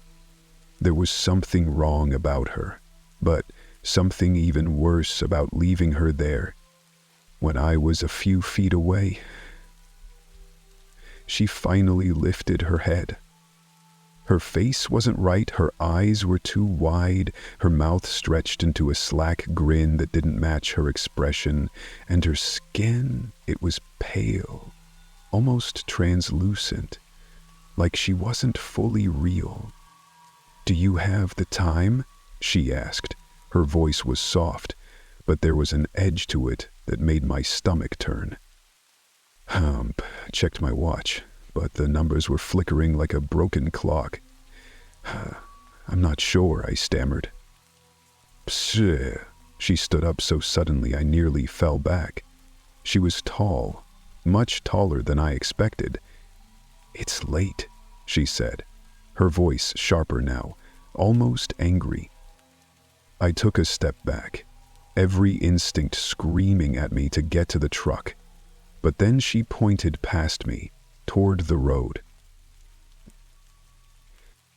"They're coming," she whispered. Before I could ask what she meant, the humming started again. Not from her, but from everywhere. The street light flickered, casting long, warped shadows across the lot. My truck loomed behind me, but it looked wrong, distorted in the shifting light. I bolted. I didn't care if she was still behind me. I didn't care what was coming. I just needed to get out. I slammed the door shut and gunned the engine, not even bothering to check the mirrors. As I sped back onto the highway, my CB radio crackled to life. "Do you have the time?" the girl's voice asked. I didn't look back, and I didn't stop driving until the sun came up. Even now, whenever I pull into a rest stop at night, I hear that humming, faint but unmistakable, and I know she's still out there. Have you ever wondered what your neighbors are burying in their yards late at night? It was just a normal evening. I was taking out the trash when I saw him again. Mr. Elroy, the guy from 2 doors down, was digging in his backyard. Not just gardening or planting flowers, digging. He did it every night, always after sunset, always in the same spot. I didn't think much of it at first. People have their quirks, right? But then I noticed something strange. The pile of dirt next to him was always fresh, yet there was never anything visible being planted or buried, and the hole never seemed to stay filled for long. But then, last week, I smelled it. The wind shifted while I was grilling dinner, and the most rancid, sour stench wafted over from Elroy's yard. It was like meat left to rot in the sun for days. I looked over the fence, pretending to adjust a wind chime, and saw him hunched over his latest hole, sweating despite the cool evening. That night, curiosity got the better of me. I stayed up, watching him through a gap in my blinds. Around midnight, he wheeled something out of his garage, a large, black trash bag, heavy enough that he struggled to drag it across the grass. The next morning, I worked up the courage to confront him casually. "Big project, huh?" I joked as he collected his mail. He froze for a moment, his eyes locking onto mine, unblinking. Then he grinned. Just cleaning up some old messes. The way he said it made my stomach turn. But then I saw the news. A local bulletin popped up on my phone, a missing persons alert. The photo showed a young woman with bright eyes and a cheerful smile. My gut sank because I'd seen her before, talking to Elroy on his porch a week ago. That night, I couldn't sleep. I kept replaying everything I'd seen. The digging, the trash bags, the smell. My curiosity turned into dread, but I knew I couldn't just sit and wonder. So I grabbed a flashlight and hopped the fence. Elroy's backyard was silent except for the rustle of leaves. The freshly dug hole was there, just like I'd seen before. My heart pounded as I knelt and started digging with my hands, the dirt cold and loose. But then I heard it. Breathing. I turned slowly, my flashlight beam shaking. Elroy stood behind me, holding a shovel, his face hidden in shadow. "You should have stayed on your side of the fence," he whispered. I ran. I don't even remember how I made it back to my house, but I haven't slept since. Every night now, I hear him digging. Closer. Have you ever seen light where there shouldn't be any? Yeah, it started on my second night in the new house. I was unpacking boxes late into the evening when I noticed a faint glow coming from under the basement door. At first I thought it was a trick of the light or maybe a reflection from outside. But when I opened the door, the glow vanished. I stood there for a long moment, staring into the darkness of the basement stairs. The air smelled stale, like damp earth and mildew, but nothing seemed out of the ordinary. Shaking it off, I shut the door and went back to unpacking. But then the next night it happened again. This time I sat and watched the door. The glow wasn't constant. It flickered softly, like a candle flame struggling against the dark. My curiosity won, and I grabbed a flashlight, determined to figure out what was going on. The basement was colder than I expected, the concrete steps rough under my feet. My flashlight's beam bounced off unfinished walls and cobwebbed corners, but there was nothing unusual. No source for the light. I was halfway back up the stairs when I heard it, a low, distant hum, like something electrical, but deeper, vibrating in my chest. I turned back and looked over the room again, scanning every inch with the flashlight. The hum grew louder, and then, faintly, I saw it. The glow was coming from the floor. I knelt down, brushing away dust and debris, and found a small, rusted trapdoor embedded in the concrete. The metal was cold, far colder than it should have been, and as I touched it, the hum stopped abruptly. I should have left it alone. But then I heard the whispering. It wasn't words, exactly, but soft, rhythmic sounds, almost like breathing. I felt something pulling at me, urging me to open the trap door. My fingers slid into the grooves, and with a groan of metal against stone, it lifted. The glow burst forth, brighter than before, flooding the basement with an unnatural, greenish light. Beneath the trap door was a tunnel, the walls lined with something slick and glistening. The whispering grew louder, echoing up from the depths. I leaned closer, trying to make sense of what I was seeing. That's when I saw them. Eyes. Dozens of them, too large, too glossy, all blinking in unison, staring up at me from the tunnel's darkness. Before I could react, something shot out, a pale, clawed hand gripping my ankle with impossible strength. I screamed, falling backward, my flashlight skittering across the floor. The hand started pulling, dragging me toward the open trap door. I scrambled, kicking and clawing at the floor, but it was no use. I could feel myself being pulled closer to those eyes, to whatever was waiting below. Then, just as suddenly as it began, it stopped. The hand let go, retreating back into the dark. The glow faded until the basement was pitch black again.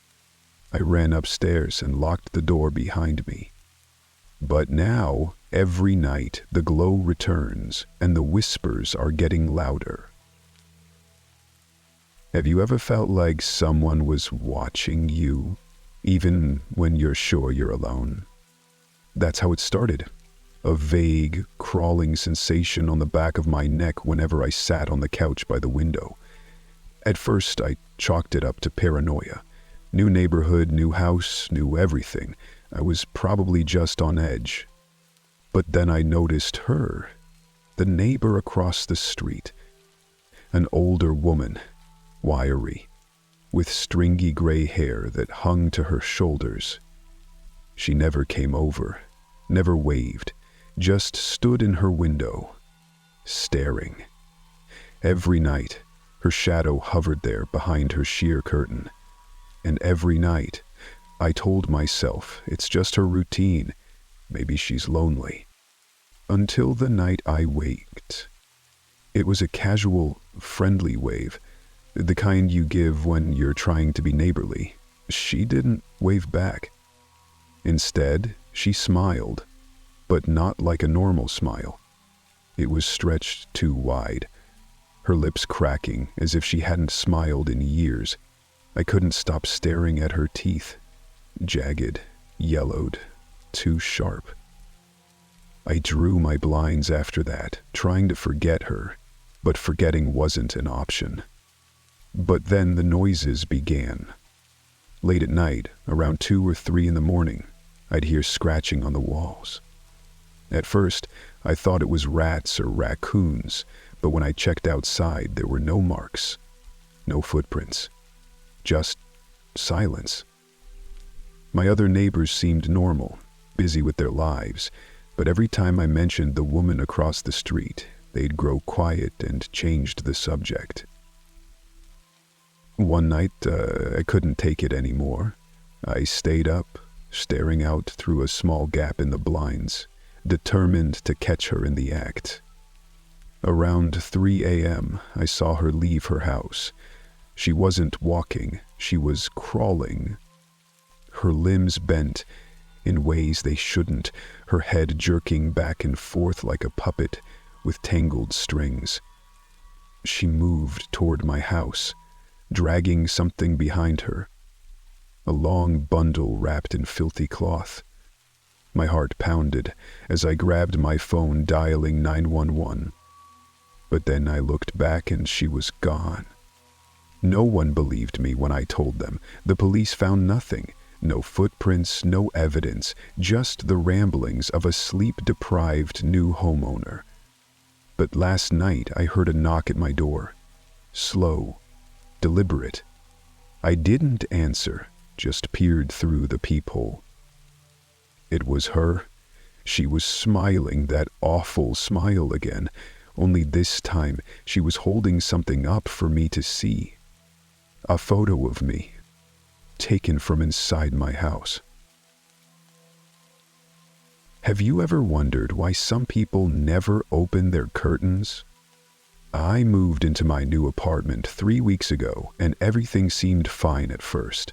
The building was old but charming, with creaky wood floors and high ceilings.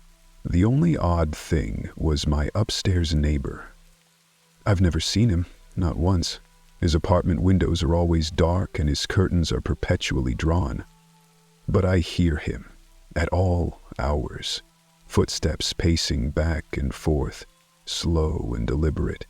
Sometimes he drags something heavy across the floor, the sound reverberating through my ceiling.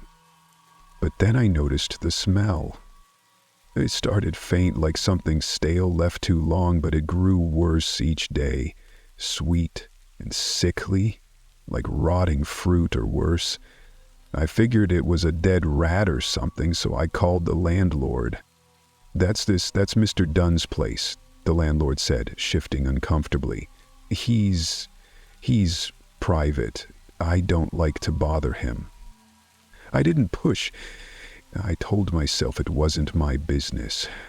But the noises didn't stop. If anything, they got louder. Late one night, as I lay in bed, I heard a thud directly above me. And then another, and another, rhythmic and deliberate.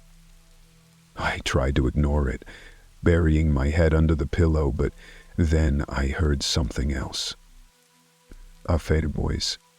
Oh, it wasn't Dunn's voice. This one was soft, fragile, and pleading. "Please, help me." I shot out of bed, adrenaline flooding my veins. I grabbed a broom and banged on the ceiling. The pacing above stopped abruptly. For a long moment, there was nothing but silence. But then, the dragging sound started again.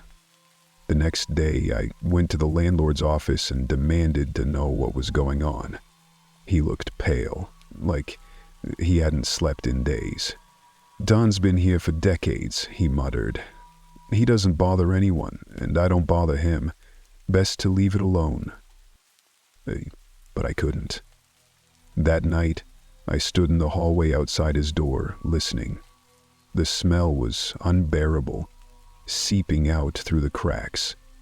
I worked up the nerve and knocked. No answer. But then the door creaked open on its own. The apartment was pitch black, the air heavy with decay. "Mr. Dunn?"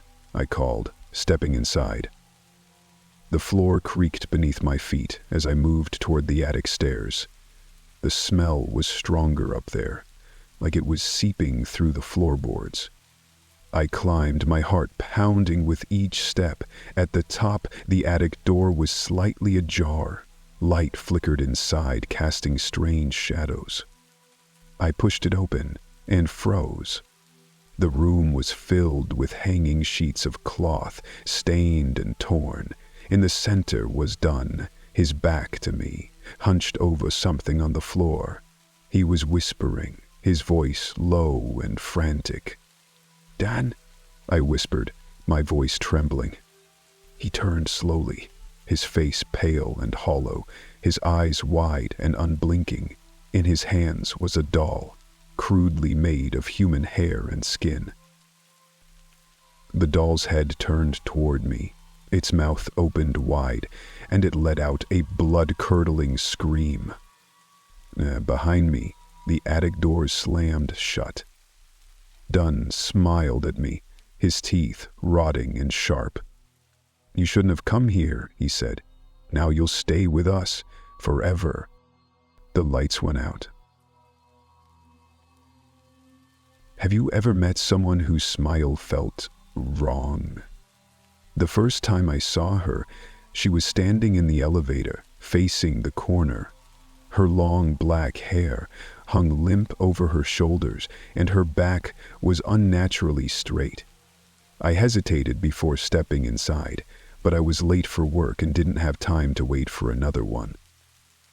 "Good morning," I said, trying to be polite. She didn't turn around, didn't move. Then, just as the doors slid shut, she spoke. "Beautiful day, isn't it?" Her voice was too cheerful, too sharp, like a bad imitation of normal conversation. I didn't respond. I stared at the floor numbers ticking by, desperate for my stop to come. That's when she turned her head. Not fully, just enough for me to see her profile. She was smiling, but it wasn't a normal smile. It was stretched too wide, the corners of her mouth pulled back so far I thought her skin might tear. Her teeth were small and perfectly straight, like they'd been carved from porcelain. I practically ran out when the doors opened.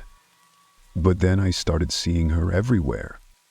At the coffee shop, sitting 2 tables away, smiling that same unnatural smile.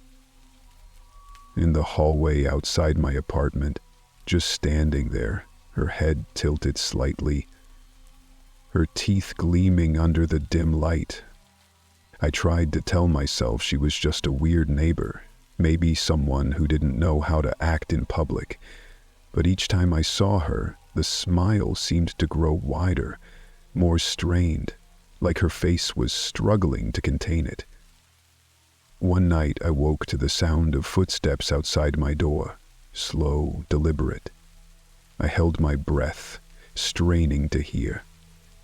The footsteps stopped, replaced by a soft scratching sound. I crept to the peephole, my heart hammering. She was there, standing inches from the door, her face angled toward the peephole. She was smiling even wider now, her teeth almost too big for her mouth, her lips trembling from the strain. "Won't you smile back?" she whispered. I stumbled back, grabbed my phone, and called the building's security. By the time they arrived, she was gone. The next morning, I told myself it was just a nightmare. I went to work, trying to act normal, but every time I passed a reflective surface, I felt like something was wrong. It wasn't until I got home and caught my reflection in the bathroom mirror that I saw it. I was smiling. Not just a normal smile. Her smile. My lips stretched impossibly wide, my teeth gleaming unnaturally bright. I tried to scream, but the smile wouldn't let me. Have you ever seen a door that shouldn't open but somehow does? My neighbor, Mr. Griggs, wasn't exactly the friendly type. He was the kind of guy you'd wave to, but he'd just grunt or ignore you entirely. His backyard was dominated by this old, rotting shed, its paint peeling and roof sagging. The door was always padlocked, and for years I never saw him go inside. Until last week. I was taking out the trash when I noticed the door to his shed was wide open, swinging lightly in the breeze. Griggs was standing just inside the doorway, his back to me. His shoulders were hunched, his head tilted slightly, like he was listening to something. I froze for a moment, watching, but he slammed the door shut before I could figure out what he was doing. But then, I started hearing the noises. At first, I thought it was raccoons or maybe stray cats. Low growls and scraping sounds that carried over the fence in the dead of night. Then came the crying, soft, faint, like a child calling for help. I convinced myself I was imagining things, but last night the smell hit me. It was sickly sweet, like decaying meat left out in the sun. It drifted through my window, making my stomach churn. I couldn't sleep, so I sat in the dark, staring at the shed, waiting for something to happen. At around 2 a.m., I saw him. Griggs emerged from his house, dragging something heavy behind him, a large, lumpy sack that left a dark trail in the grass. He was muttering to himself, words I couldn't make out, his head jerking in unnatural, twitchy movements. He shoved the sack into the shed and locked the door again. I should have let it go. I should have stayed inside. But then curiosity got the better of me. This morning, while Griggs was out, I grabbed a crowbar and hopped the fence. My heart was racing as I approached the shed, the smell so much worse up close. The lock wasn't as strong as it looked, and with a few hard pulls, it snapped open. The door creaked as I pushed it, revealing the darkness inside. My flashlight barely cut through the shadows, but as my eyes adjusted, I saw them. Rows of jars, dozens of them, lining shelves from floor to ceiling. Each jar held something different. Bones, teeth, things I couldn't even recognize. But then I saw the sack. It was moving. I I stepped closer, trembling as I reached out to touch it. Before I could, the sack split open from the inside and something shot out. Long, pale, and wet, wrapping around my wrist. I screamed, dropping the flashlight. Behind me, I heard the shed door slam shut. Griggs locked me in. Have you ever seen a shadow that didn't belong to anything? I first noticed it on a rainy Tuesday evening. The streetlights outside my apartment were flickering, casting uneven glows across the sidewalk. My neighbor, Mr. Callahan, was walking to his car, but something was off. His shadow wasn't following him. At first, I thought it was a trick of the light, the flickering lamps creating an illusion, but as he opened his car door, the shadow moved, away from him. It stretched unnaturally, sliding along the sidewalk, curling around a lamppost like smoke. I blinked, rubbed my eyes, and when I looked again, the shadow was gone. Mr. Callahan drove off, oblivious. But then the noises started. That night, I heard tapping on my window. I live on the 3rd floor. I pulled back the curtain, expecting to see tree branches swaying in the wind. But there was nothing, just the empty street below. The next morning, as I left for work, I noticed something new. A dark smear near my front door, like someone had dragged a hand covered in soot along the wall. It led down the hallway toward Mr. Callahan's apartment. I knocked on his door, pretending to be neighborly. He opened it slightly, peering out with tired, bloodshot eyes. "Hey," I said awkwardly, "did you, notice anything weird last night?" His gaze shifted past me, down the hallway. "No," he muttered. Then he added, almost too quietly to hear, "It doesn't bother me if I don't look." The door shut before I could ask what he meant. That evening, I kept my lights on, trying to drown out my growing unease. Around midnight, I saw it again. The shadow. It was back, stretching along the wall opposite my window. There was nothing outside to cast it. No trees, no people, no movement. It crawled, slowly, like it was searching for something. For free. I backed away, heart hammering, and turned off the lights, hoping to make it go away. When I peeked out again, it was gone. The next day I noticed Mr. Callahan's apartment door was wide open. A rancid smell wafted out, and when I peered inside, the entire place was covered in those same soot-like smears.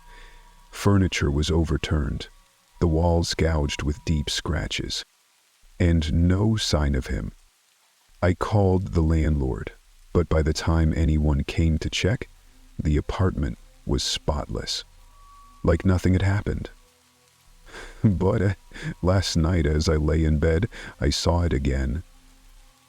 This time it wasn't outside. It was in my room, on the ceiling, shifting in the faint glow of my bedside lamp. It wasn't shaped like me or anything else I could recognize. It was wrong, jagged, writhing, alive. And then it moved closer. I tried to turn on all the lights, but they wouldn't work. My lamp flickered once, then died, leaving me in total darkness. The shadow crept down the walls, spreading like oil, surrounding me. In the silence, I heard it whisper, "You looked too long. I don't think I'll be able to turn the lights on again. I don't think it will let me." Have you ever wondered what lies in the blackness below where sunlight cannot reach? I used to think I didn't care to know, but then I joined the crew of the Erebus, a deep-sea research vessel tasked with exploring the Mariana Trench. The descent was uneventful at first. Hours passed in a dull haze of sonar pings and instrument checks as our submersible, Nautilus, plunged into the abyss. I was alone, piloting the vessel. my colleagues watching via live feed from the surface. The darkness beyond the glass was absolute, broken only by the occasional flicker of bioluminescent life. But then, something moved. At first, I thought it was my imagination, the mind playing tricks in the oppressive void. The sonar pinged, an anomaly registering briefly before vanishing. I squinted at the monitors, adjusting the external floodlights, and there it was, a massive rippling shadow just at the edge of visibility. "Are you seeing this?" I whispered into the comms. My voice was met with static and faint garbled replies. The connection, strained by the depth, was deteriorating fast. But then, the shadow drew closer. It wasn't a shadow, it was a mass of writhing tendrils, each the width of a train car, undulating with a sickening grace. The floodlights revealed a glistening texture, slimy, translucent, and pulsating as though alive with some inner rhythm. At its center was an enormous, unblinking eye, milky white yet disturbingly aware. I froze, the submersible shuddering as a low vibration reverberated through the water. The creature circled me, tendrils brushing against the hull with a sound like nails on a chalkboard. My instruments went haywire, pressure gauges spiking, oxygen levels plummeting. But then, the creature attacked. One tendril slammed into the vessel, sending it spinning in a dizzying spiral. I screamed, fumbling for the emergency controls. The glass cracked, a jagged web spreading across the viewport. Water began seeping in, freezing cold and reeking of salt and decay. I tried to ascend, desperate to escape, but the submersible's thrusters groaned in protest. Another impact came, this time accompanied by a guttural, otherworldly roar that resonated in my bones. The creature's eye locked onto me, and for a moment, I felt it, a presence in my mind, ancient and incomprehensible. It wasn't just hunting me. It was studying me. But then, it let go. As abruptly as it had appeared, the creature retreated into the darkness, taking the oppressive weight of its gaze with it. I was left adrift, the submersible barely holding together, as alarms blared and water pooled at my feet. Somehow, I managed to stabilize the ascent and reached the surface, where the crew pulled me from the wreckage. No one believed what I saw. The recordings were scrambled, the sonar data inconclusive. They chalked it up to pressure-induced hallucinations, but I know the truth. Something watches from the deep, waiting in the blackness, and one day, it will rise. Why does the ocean glow in places where no light should exist? It was a question that led me to the Luma Project, a deep-sea expedition chasing unexplained bioluminescent phenomena. I thought it would be just another scientific curiosity. But then, we found the light. Our submersible, Iris, descended through layers of deep-sea murk. I was alone, my colleagues monitoring the mission from the research vessel above. The waters darkened until the only illumination came from the vessel's floodlights, sweeping over desolate plains of silt and the occasional flash of startled fish. But then the glow appeared. It started faint, a soft, undulating blue in the distance. At first I assumed it was some kind of bioluminescent algae or perhaps jellyfish, but as I steered closer, the light grew stronger, brighter, almost hypnotic.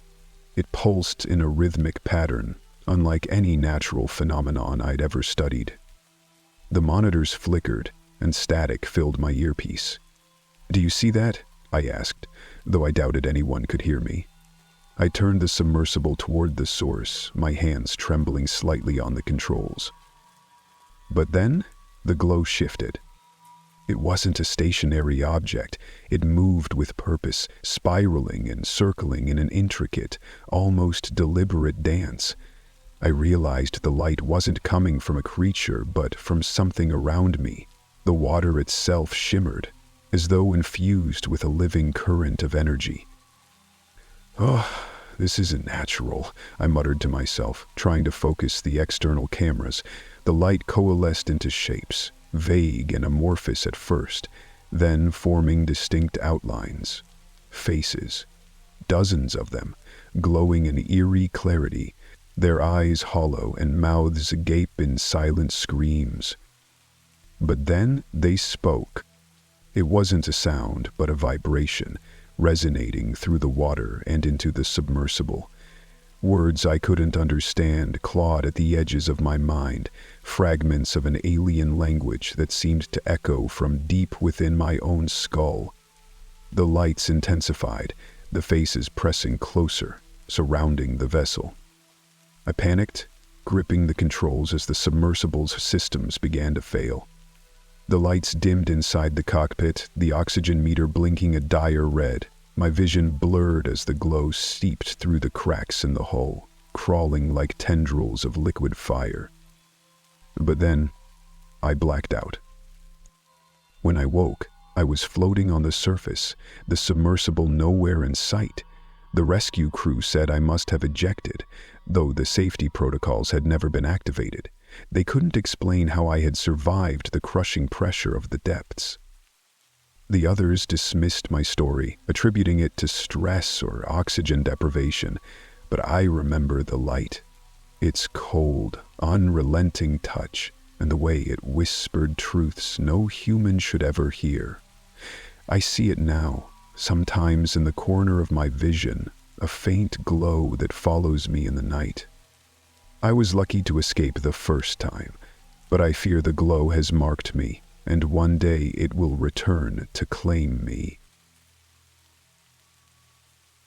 Do you know what silence truly sounds like? I thought I did, until I ventured into the abyssal rift, a fissure in the ocean floor, deeper than anything on record.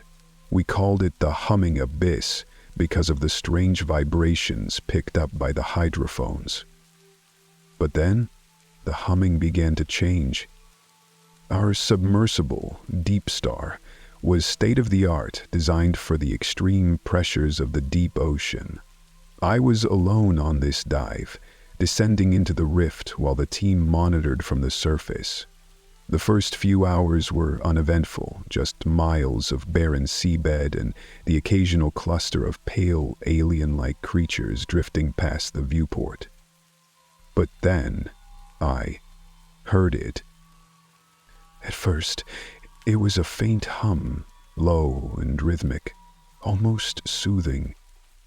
It pulsed in perfect intervals, like the deep, resonant note of a far-off organ. I assumed it was a natural phenomenon, volcanic activity, or perhaps geothermal vents. But as I descended deeper, the sound grew louder, more intricate. It wasn't random. It was deliberate, almost musical. "Are you picking this up?" I asked into the comms. Static was my only reply. The hum filled the cabin now, vibrating through the metal walls and into my bones. The monitors flickered, and the submersible shuddered, as if caught in a current. But then, the humming became a voice. Not a voice in the traditional sense. It didn't speak words, but feelings. A deep, primordial sorrow bled into my mind, overwhelming me with an inexplicable grief. My hands trembled on the controls as I struggled to stay focused. The darkness outside the viewport thickened, and my floodlights seemed to dim, consumed by an unseen force. Then something emerged from the shadows. It wasn't a creature, not in the way we think of them. It was a shape, shifting and fluid, an amalgamation of darkness and light that pulsed in time with the hum. It enveloped the submersible, blotting out everything beyond the glass, My instruments went wild, readings spiking into impossible ranges. And then I saw them. Faces, hundreds of them, spectral and gaunt, swirling within the mass. They pressed against the glass, their mouths open in silent screams. Each face flickered briefly, then disappeared, replaced by another and another, a never-ending stream of lost souls. But then they looked at me. 1,000 eyes bore into me, their collective despair crashing over me like a tidal wave. I couldn't breathe. The air in the cabin felt thick and unyielding. My thoughts weren't my own anymore, filled instead with visions of vast cities drowned in darkness, ancient monoliths crumbling into the abyss, and endless, crushing silence. Just when I thought I would drown in their sorrow, the hum stopped. The masses withdrew, fading into the rift, leaving me alone in a dead, eerie stillness. The instruments stabilized, the floodlights flickered back to life, and I found myself drifting upward, as though some unseen force had released me. When I surfaced, I was incoherent, babbling about voices and faces. The team dismissed it as oxygen deprivation, a stress-induced hallucination. But I know the truth. The hum wasn't just sound, it was a warning. Something ancient and unfathomable lives in the rift, gathering the remnants of lost souls. And it let me go, not out of mercy, but as a harbinger. The humming abyss is alive, and one day it will call us all.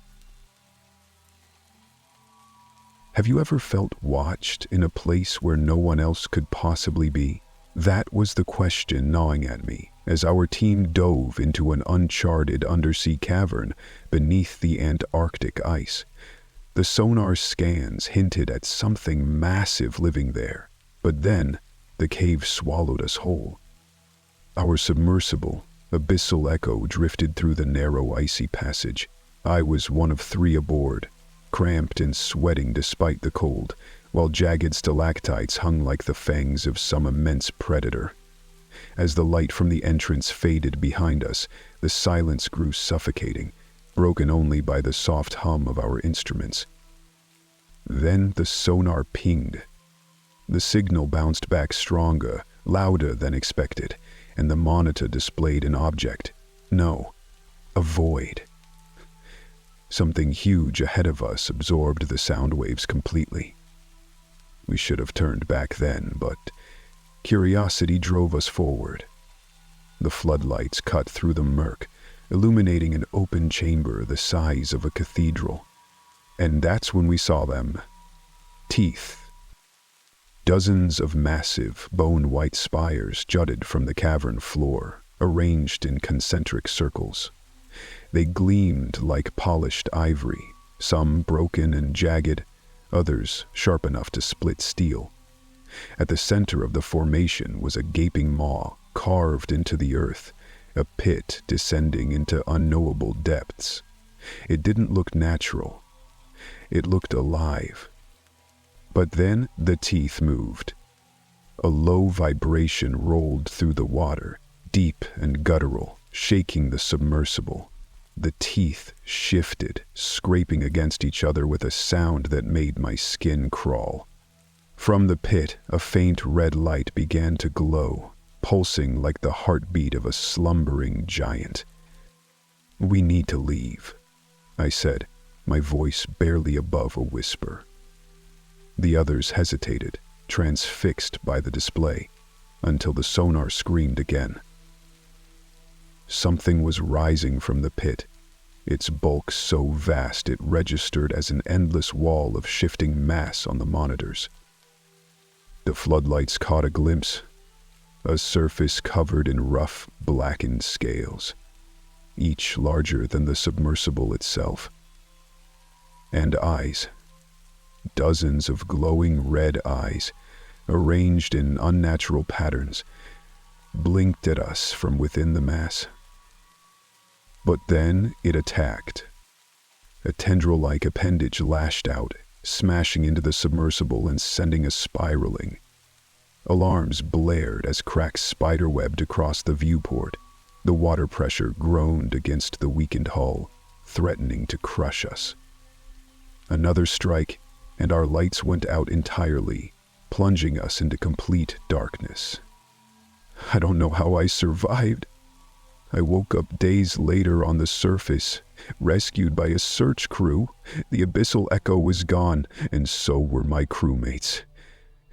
I tried to explain what happened, but no one believed me. They chalked it up to hallucinations and trauma. But I know what I saw. The teeth weren't just a structure. They were a warning. Something ancient and monstrous sleeps beneath the ice, and we were foolish enough to wake it. Now, when I close my eyes, I see the red glow. I hear the grinding of teeth, the low growl that shakes the ocean floor, and I know it's only a matter of time before it breaks free. Have you ever wondered if aliens could be hiding not in the skies, but in the oceans? That's what we were sent to find out. The Equatrix Project wasn't public knowledge, a classified mission funded by whispers of unidentified underwater phenomena. But then we found something. Our submersible, Nautilus 3, was equipped with advanced sensors designed to detect anomalies. Radiation spikes, magnetic distortions, even gravitational shifts.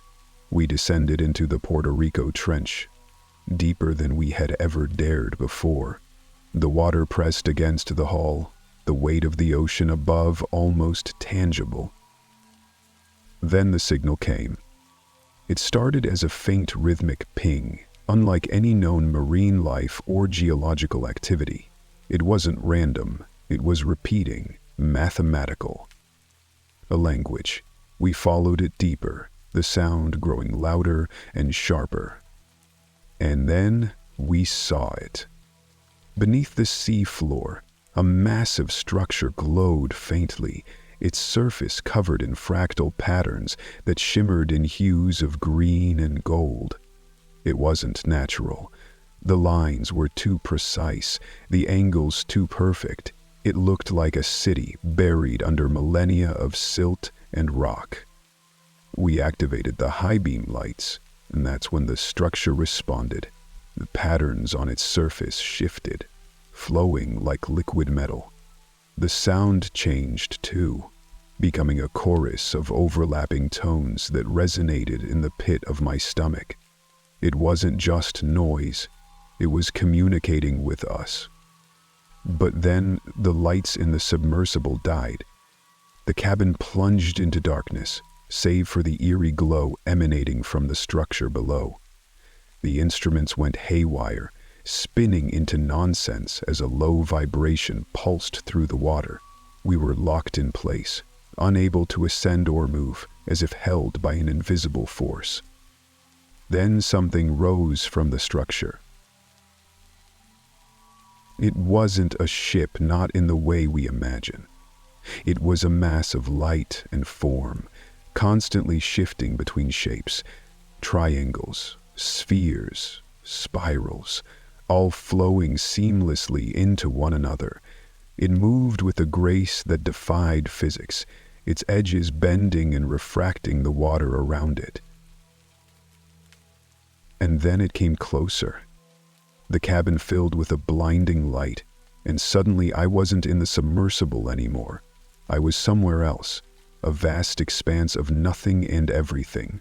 Voices or thoughts surged through me, speaking without words. They weren't human, they were ancient, calculating, and impossibly vast.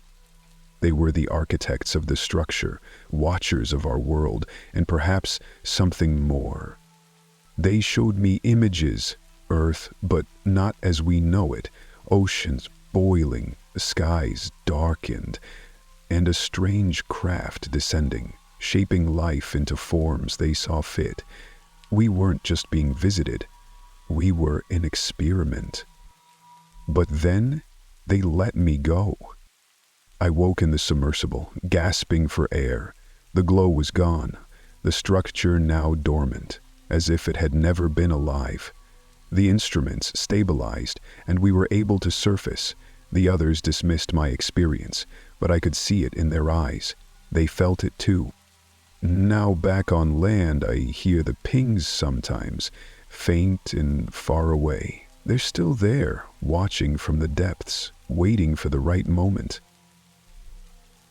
We keep searching the stars for our creators, but they've always been here, hiding where no light can reach.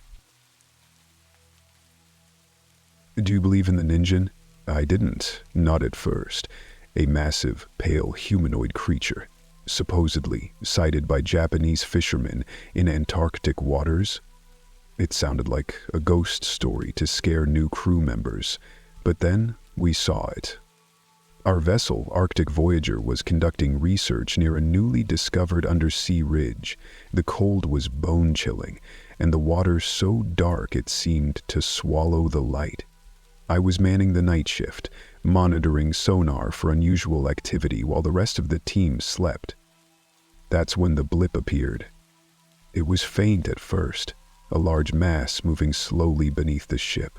I assumed it was a whale or an iceberg and logged the reading. But the sonar pinged again, and this time the shape had moved closer. Much closer. Too fast for ice. Too large for anything alive. Unidentified contact, port side, I reported into the radio. The reply was static, the storm overhead interfering with communications. I headed to the deck, peering out over the black waves. For a while there was nothing but the sound of the wind and the groaning ship. But then the water rippled. A pale, smooth surface broke through the waves. At first I thought it was ice, but then it moved. A slow, deliberate shift that revealed something enormous beneath. The moonlight caught on its featureless white skin, stretched taut like wet silk over bone. And then it turned toward me. It had no eyes, just a faint indentation where a face should be. Its head rose slowly, impossibly, towering above the deck. The thing exuded an unnatural stillness, as though the entire world had stopped to watch. Then it opened its mouth. The sound was low and guttural, more like the groan of shifting ice than anything organic. My legs buckled as the vibrations rattled the metal beneath my feet. It didn't move like an animal. It moved with intention, like it was studying me.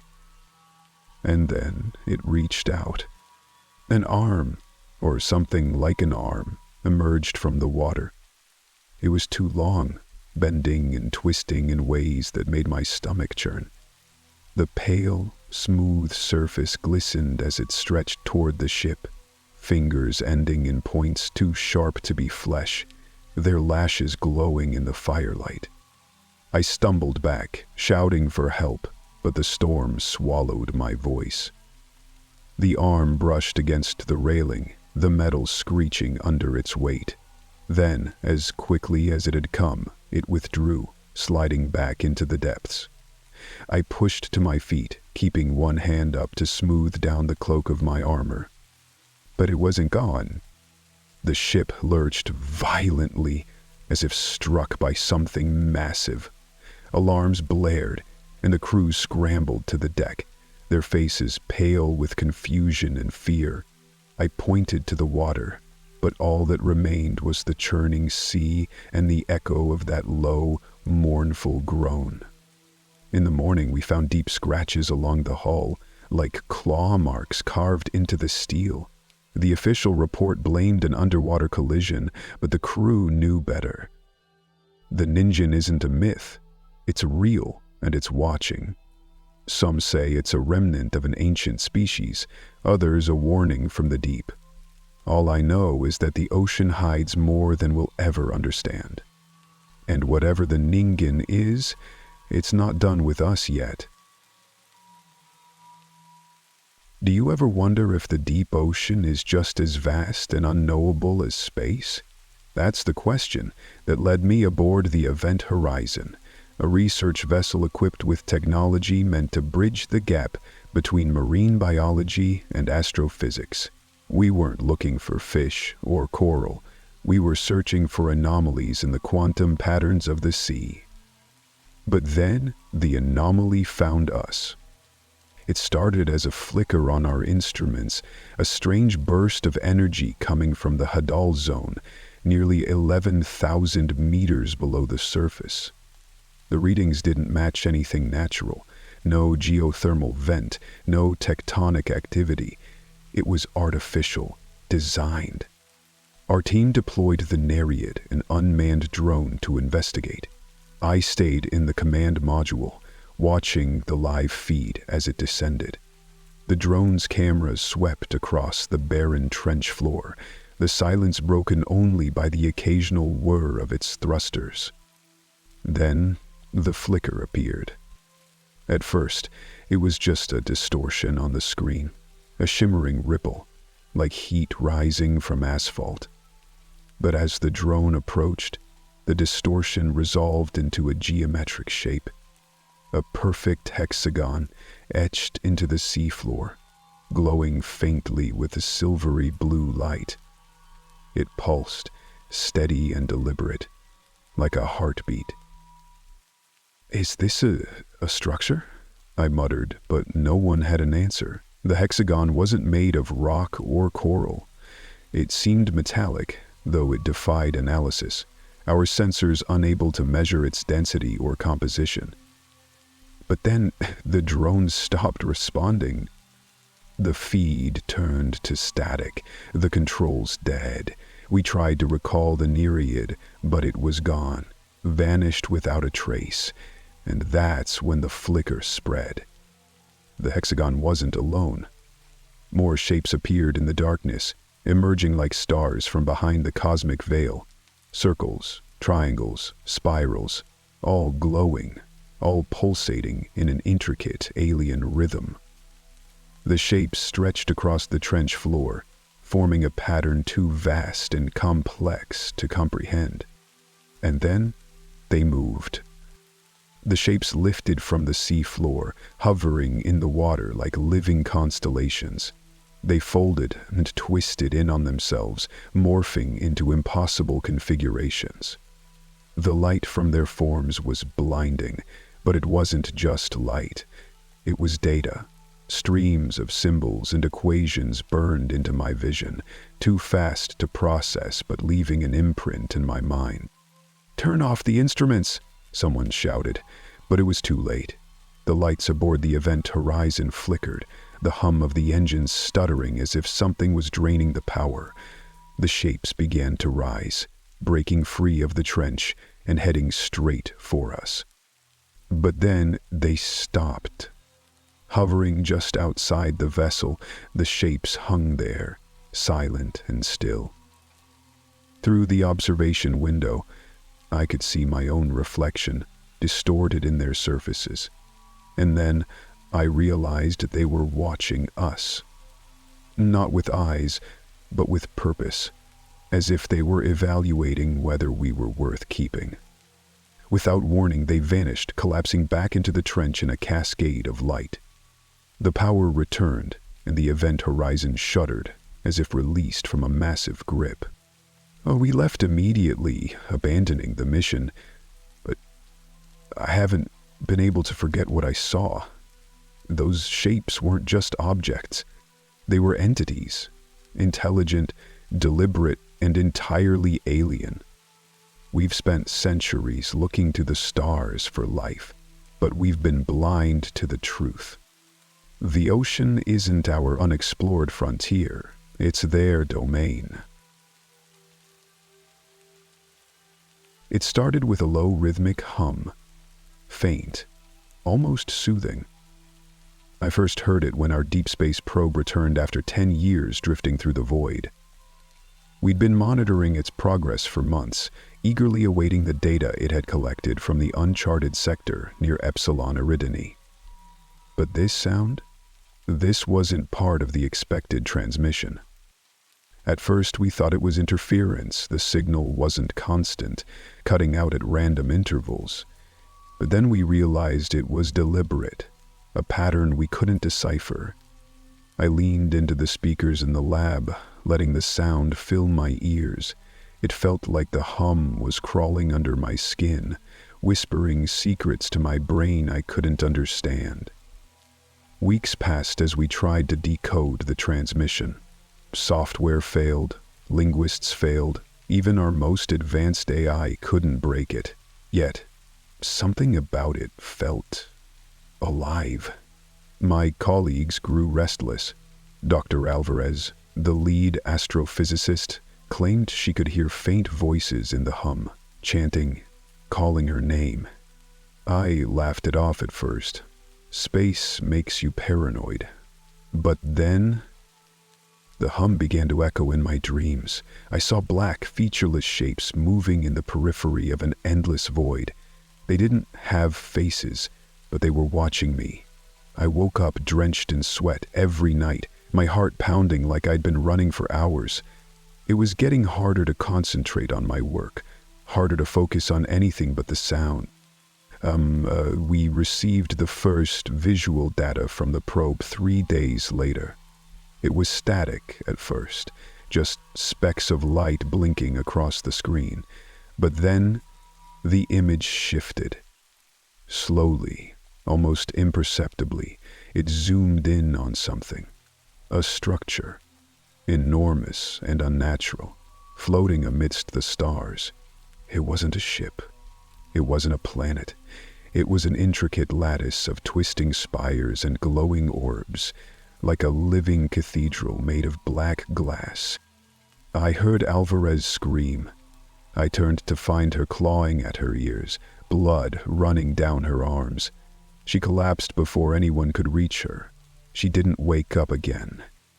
But then, we realized the hum was louder now, even without the speakers. It filled the room, the bass, our minds.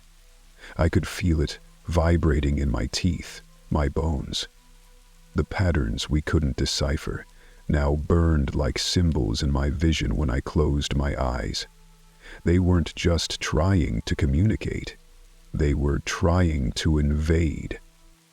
The last thing I remembered before losing consciousness was the image on the screen. The lattice structure had moved.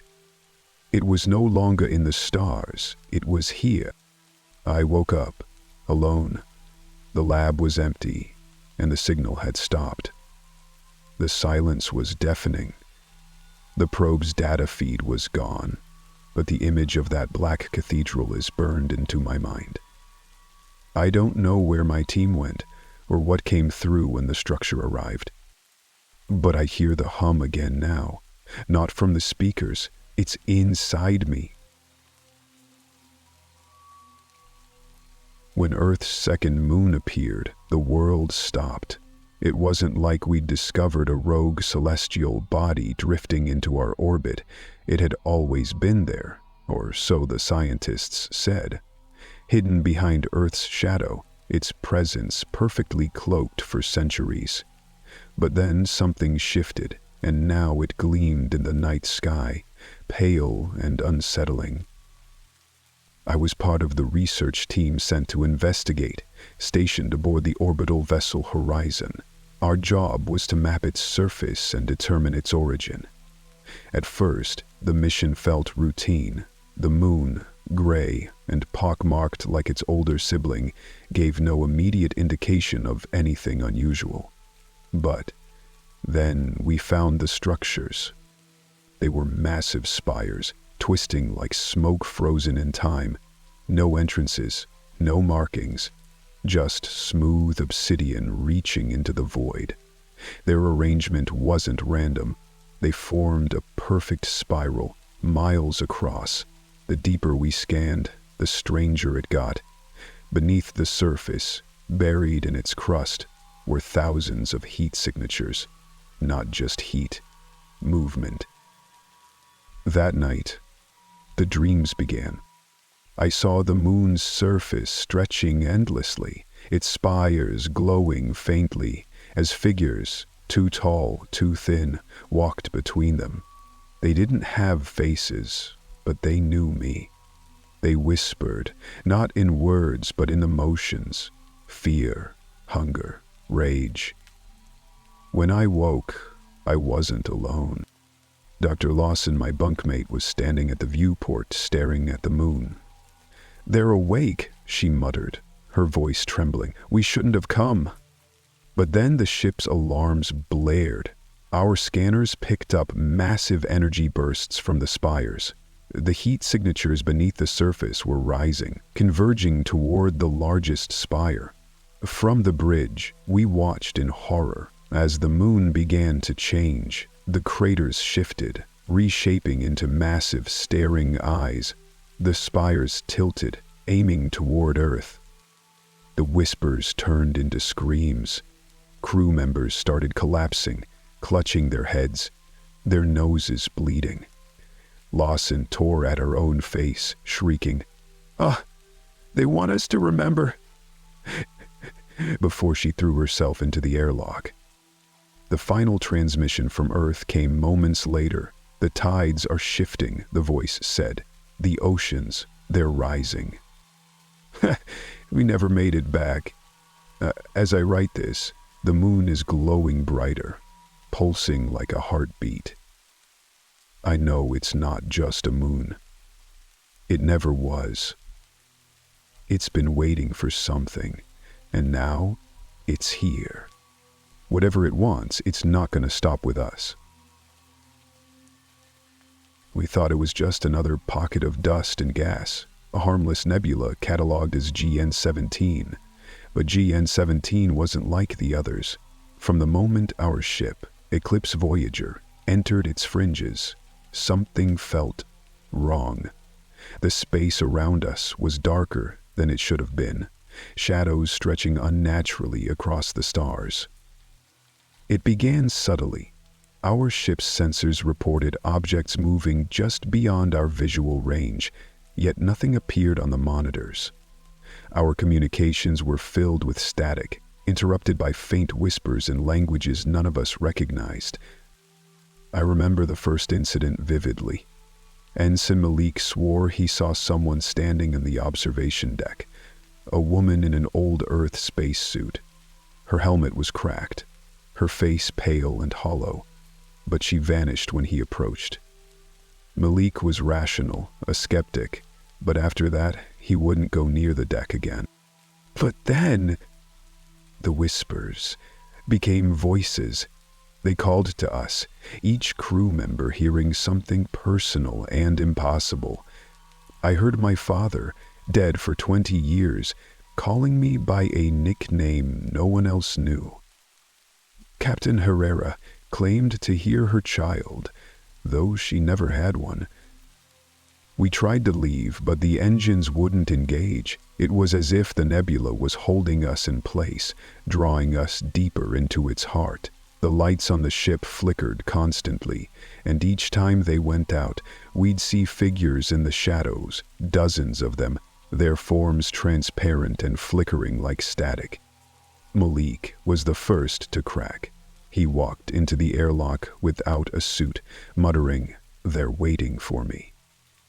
We tried to stop him, but he was gone before we could override the controls. The last image on the external camera showed him floating toward the nebula, where the shadows seemed to reach out, pulling him into the dark. The rest of the crew followed, one by one. Some claimed they were going home. Others simply stopped speaking and walked into the black. No, it's just me. The voices have stopped calling me by name. They're just screaming now, an endless wail of despair. I see them outside the ship, hundreds of them, all the lost souls of GN17 trapped and searching for company. I know I'm next. This nebula isn't a cluster of gas. It's a graveyard, and soon I'll be part of it. They warned us Mars held secrets better left buried, but no one believed them. I was part of the first wave of terraformers, tasked with making the red planet habitable. The chamber wasn't in our plans. It was day 142 when we stumbled on it. Our excavation bots were drilling for water reserves when they struck something unearthly. Not rock or ice, but smooth black metal, untouched by time. The bot's sensors went haywire, detecting an impossible energy signature. Against protocol, I went in to investigate. The chamber was enormous, an obsidian cube buried a mile beneath Mars's crust. Its walls pulsed faintly, as if alive, glowing with shifting patterns of light. It was cold, impossibly so, even through my thermal suit. At the center stood a pedestal, cradling a perfectly round object.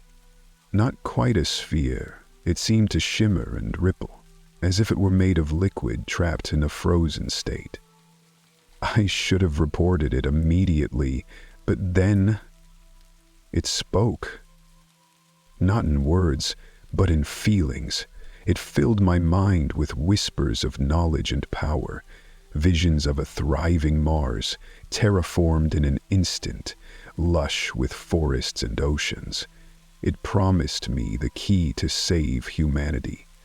All I had to do was touch it. But then the whispers shifted. They turned sharp, urgent, warning me not to trust the others. The team would try to destroy it, they said.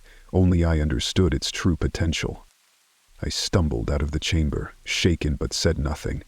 I couldn't risk them finding out. That night, I dreamed of Mars, but not the one I knew. This Mars was alive, breathing, and angry.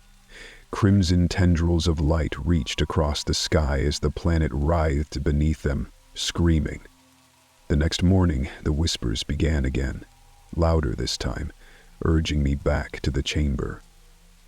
I found myself drawn to it, unable to resist. Inside, the object pulsed brighter, matching the frantic rhythm of my heart. I reached out, just as Dr. Keller shouted my name. She must have followed me. I tried to explain, but she didn't listen. Her eyes widened in terror as she looked at the object, then at me.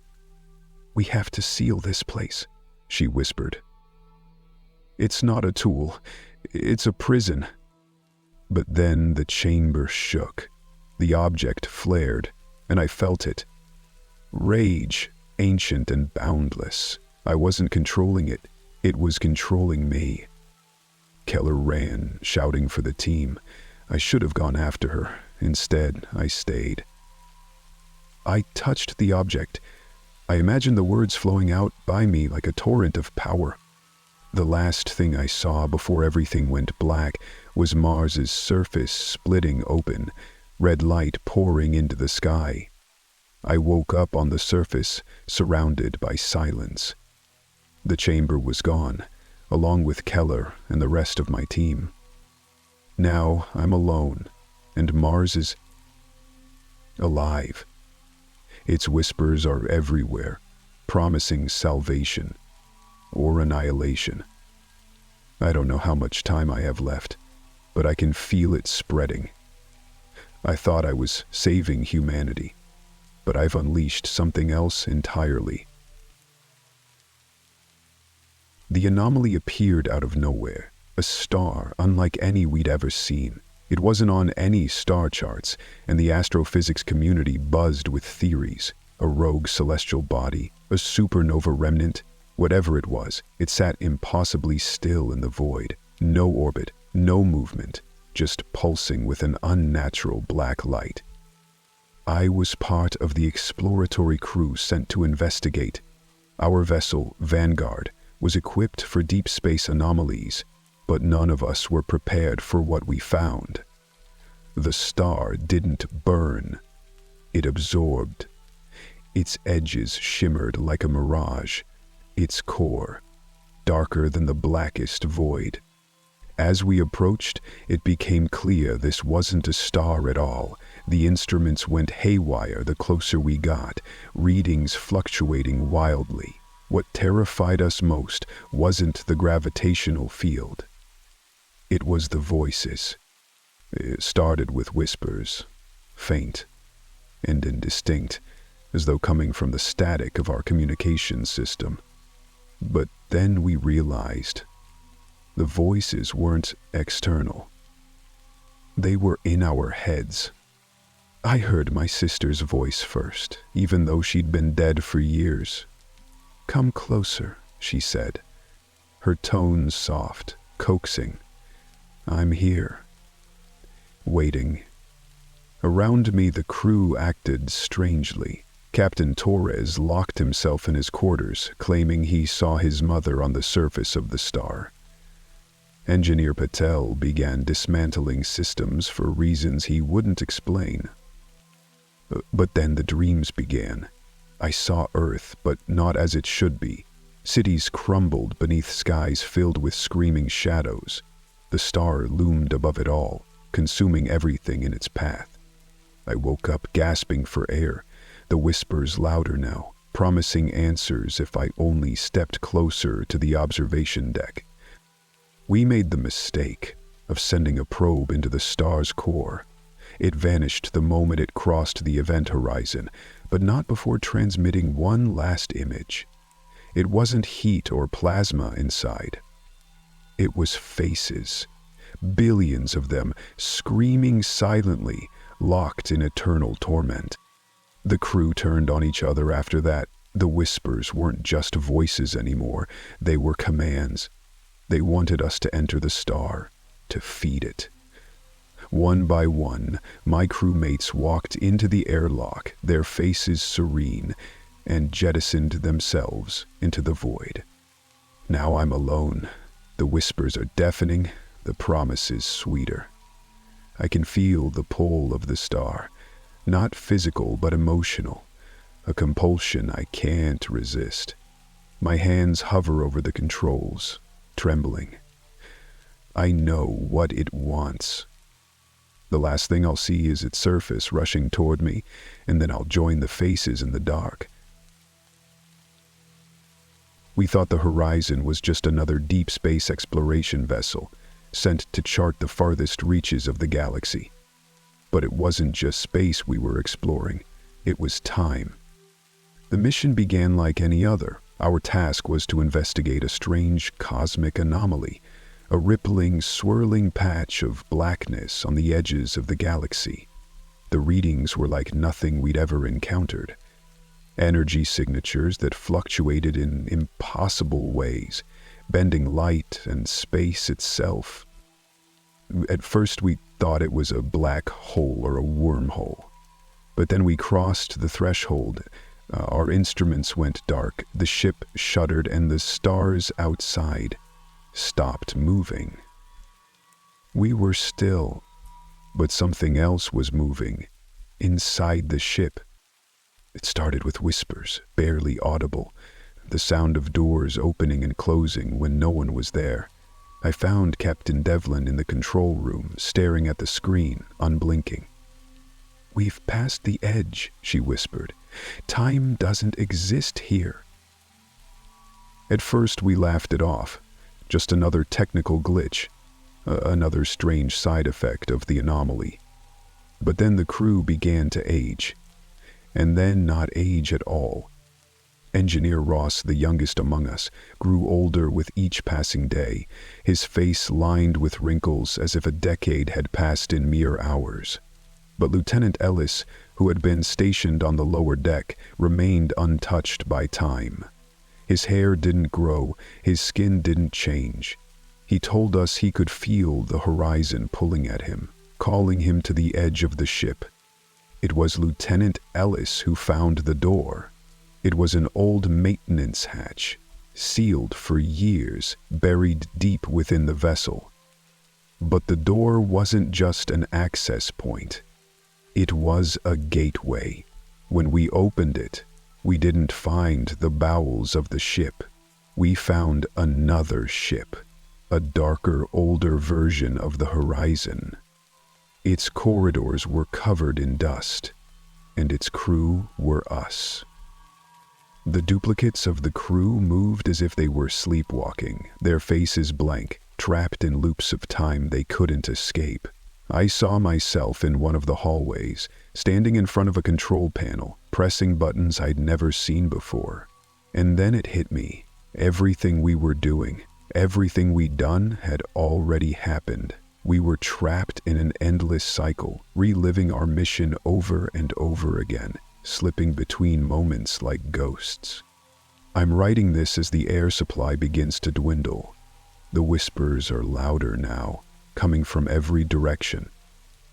Ellis has been standing at the ship's edge for hours, staring into the endless void, waiting for the horizon to pull him in. He thinks that if he jumps, he'll escape. I know he's wrong. The horizon is no longer a ship. It's a prison, and we're all its prisoners, caught in a loop that will never end. The ship we saw was just one version of us, forever doomed to repeat this mission. And I'm afraid I won't be the last to vanish into it. It wasn't just a comet, it was singing. When Comet 1128 streaked into Earth's atmosphere, astronomers celebrated its return, claiming it hadn't been this close to our planet for over 10,000 years. But they never mentioned the sound, the low, haunting melody that radiated from its icy tail. The song was faint at first, detectable only through specialized instruments. But then it grew louder.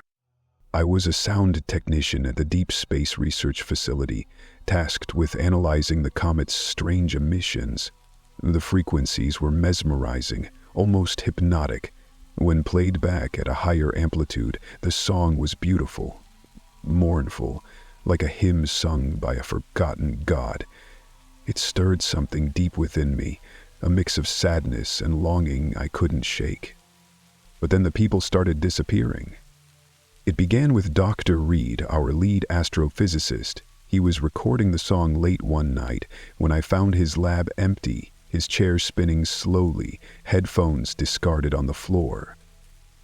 Security footage showed him walking outside, barefoot, his face serene. He vanished into the desert surrounding the facility. No trace, no tracks. A week later, the disappearances spread beyond our base. Entire towns were reporting people walking away into the night, humming the comet's melody under their breath. Those who stayed behind were terrified, claiming the song invaded their dreams, promising salvation if they just followed. I tried to stay away from the recordings, but the song lingered everywhere. In the wind, in the hum of the facility's power grid.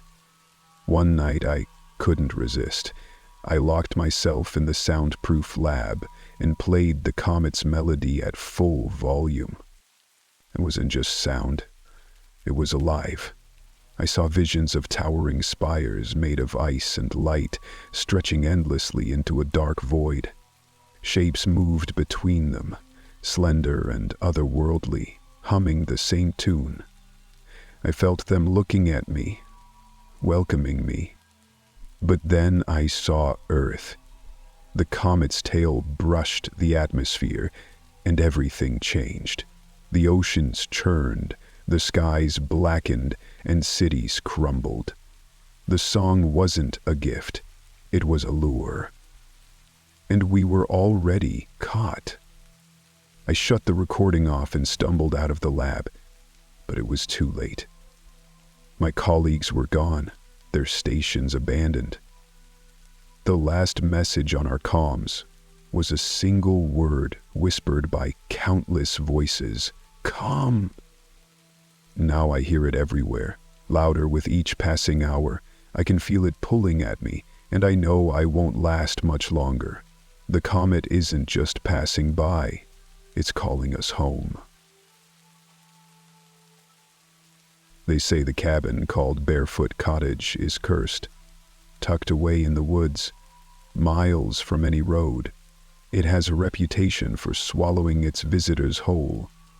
People who spend a night there either come back, changed, or don't come back at all. It started as a dare, My friends thought it'd be funny to challenge me, the skeptic, to stay a single night in Barefoot Cottage. I rolled my eyes and agreed. What's a night in an old, creaky house? Ghost stories were for kids, I thought. The hike to the cabin was uneventful, though the woods grew darker and quieter with each step. By the time I saw the cottage, the sun was dipping behind the trees, casting long, claw-like shadows.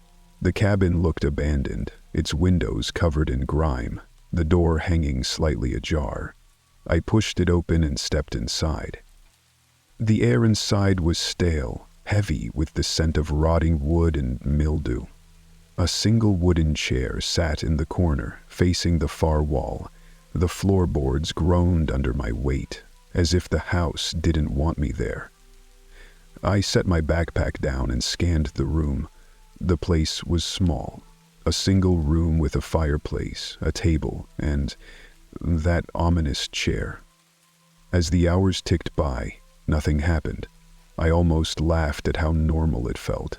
I lit a candle I'd brought and settled against the far wall, scrolling through my phone.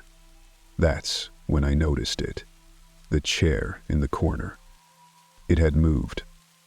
I stared at it, my pulse quickening. It was now turned slightly toward me. I shook my head, convincing myself I'd imagined it, but then I heard the knock. It was soft at first, almost polite. A single knock at the front door.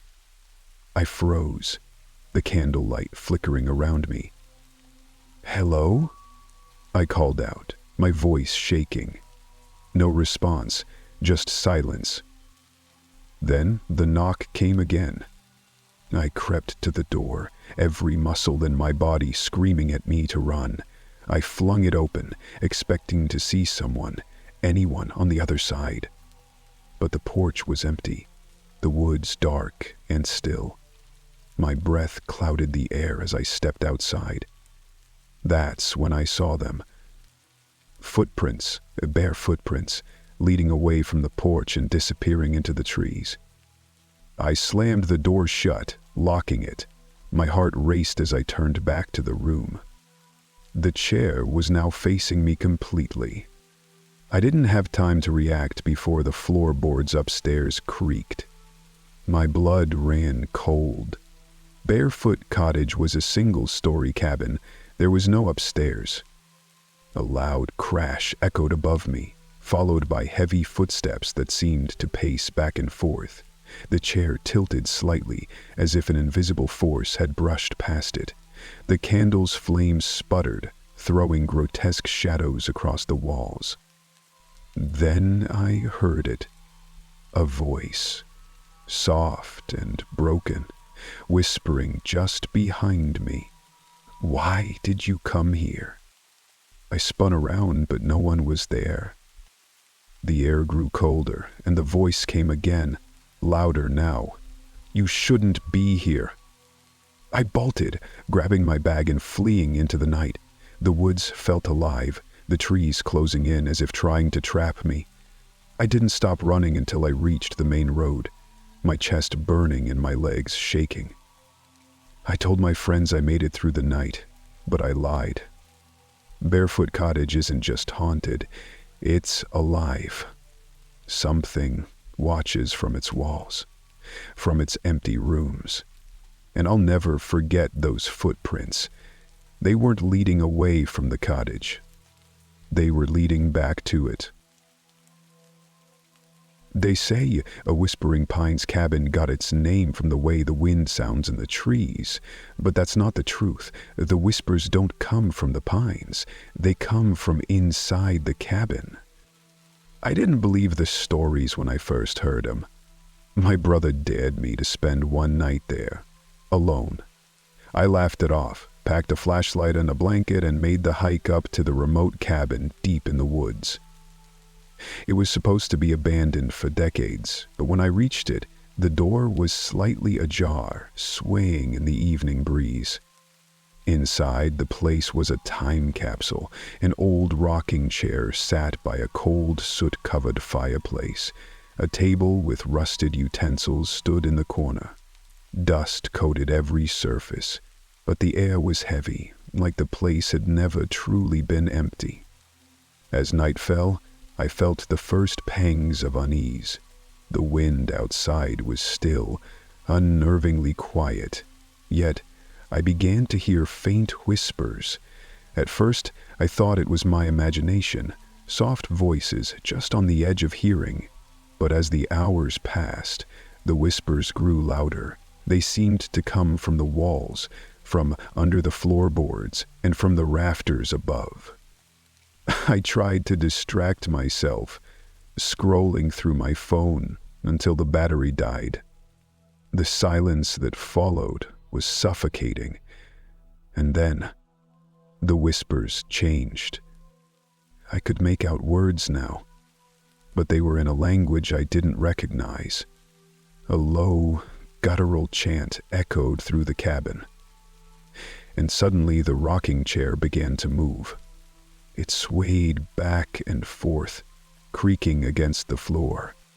My heart raced as I backed into a corner. "Who's there?" I shouted, my voice trembling. The whispers stopped. But then, from the darkness of the fireplace, a figure emerged. It was tall and gaunt, its limbs too long for its body, its face a mask of shadow with eyes that glowed like embers. It crawled out of the hearth like a spider, dragging its nails along the floor. I couldn't move, couldn't breathe. It stared at me, tilting its head as if studying me. And then, in a voice that was both a whisper and a roar, it spoke. "Leave before the others wake." I didn't need to be told twice. I grabbed my bag and bolted out the door, not daring to look back. The forest felt alive, the trees groaning as I ran. I swear I heard the whispers following me all the way to the trailhead. I told my brother I'd spent the night, but I hadn't. Whatever was in Whispering Pines' cabin wasn't just a ghost. It was something older, something hungrier. If you ever think about going there, don't. Some places are haunted, not by spirits, but by things that should never be seen. Everyone in town knows about Shadowmaya Cabin, perched on the edge of a swamp. It's the kind of place people avoid even during the day. They say the cabin isn't haunted by ghosts, but by something far worse. I thought it was all just stories until the night I stayed there. I'd been hiking all day when a storm rolled in, forcing me to seek shelter. Shadowmaya Cabin was the only place for miles. It looked worse than I expected. The wood rotting, the windows shattered, and the door barely hanging on its hinges. I told myself it was just an old abandoned shack, nothing more. Inside, the air was damp and thick with the smell of decay. The single room was empty except for a moldy mattress and an old mirror nailed to the far wall. I set my bag down and tried to make myself comfortable, but the atmosphere was suffocating. The rain hammered against the roof, masking every other sound. But then, I heard it, a faint scratching. At first, I thought it was just the wind, maybe a branch scraping against the side of the cabin, but the sound grew louder, sharper, as if it were coming from inside the walls. I shined my flashlight around the room. Nothing. But when the beam landed on the mirror, I froze. My reflection wasn't moving. I stared at it, my heart pounding. It tilted its head, slowly, then raised a hand to the glass. I took a step back, and it pressed its palm against the surface as if trying to reach through. The scratching turned into a frantic clawing, the sound now echoing all around me. I grabbed my bag, ready to bolt, but the door slammed shut with a force that shook the cabin. "Stay," the voice whispered, low and gravelly. I spun around, and the mirror shattered, spraying shards across the room. Out of the broken glass, a shadowy figure emerged. It was tall and featureless, its body shifting and writhing like smoke. Its presence filled the room, and the temperature dropped so fast I could see my breath. The creature didn't move, but its form began to split, shadowy tendrils reaching out toward me. The voice came again, louder this time. "Stay, or I'll find you." I didn't stay. I threw my weight against the door until it burst open, and I ran into the storm. The rain was freezing, the swamp water rising around my ankles as I stumbled blindly through the dark. Behind me, I heard the cabin groan as if it were alive, the shadows spilling out into the night. I didn't stop running until I reached the main road. My lungs burned, and my clothes were soaked. I didn't care. I'd escaped. Or so I thought. That night, as I lay in bed, I noticed something strange. My bedroom mirror, the glass was cracked, and faint scratches marred the surface, and when I looked closer, I swear I saw the shadow moving behind me. It was supposed to be an easy weekend. The cabin in Silent Hollow was cheap to rent, tucked away in the woods with no phone reception, perfect for clearing my head. But by nightfall, I realized why the price was so low. The locals wouldn't stop warning me about the cabin. "Strange things happen out there," one old man muttered at the gas station. When I laughed it off, he grabbed my arm, his face pale. "If you hear it scratching, don't look outside." I shrugged it off as small-town superstition. The cabin itself seemed harmless, small and cozy, with an old fireplace and mismatched furniture. I unpacked my gear and settled in with the book as the sun dipped behind the trees. It started with the sounds. At first I thought it was the wind, but there was no breeze. A low, guttural growl echoed through the forest, followed by the snap of branches. I told myself it was probably a deer or a bear. I even convinced myself I'd heard worse. But then came the scratching. It started faint, like nails dragging across wood.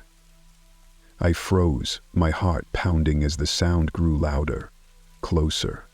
The noise circled the cabin, stopping near the front door before shifting to the windows.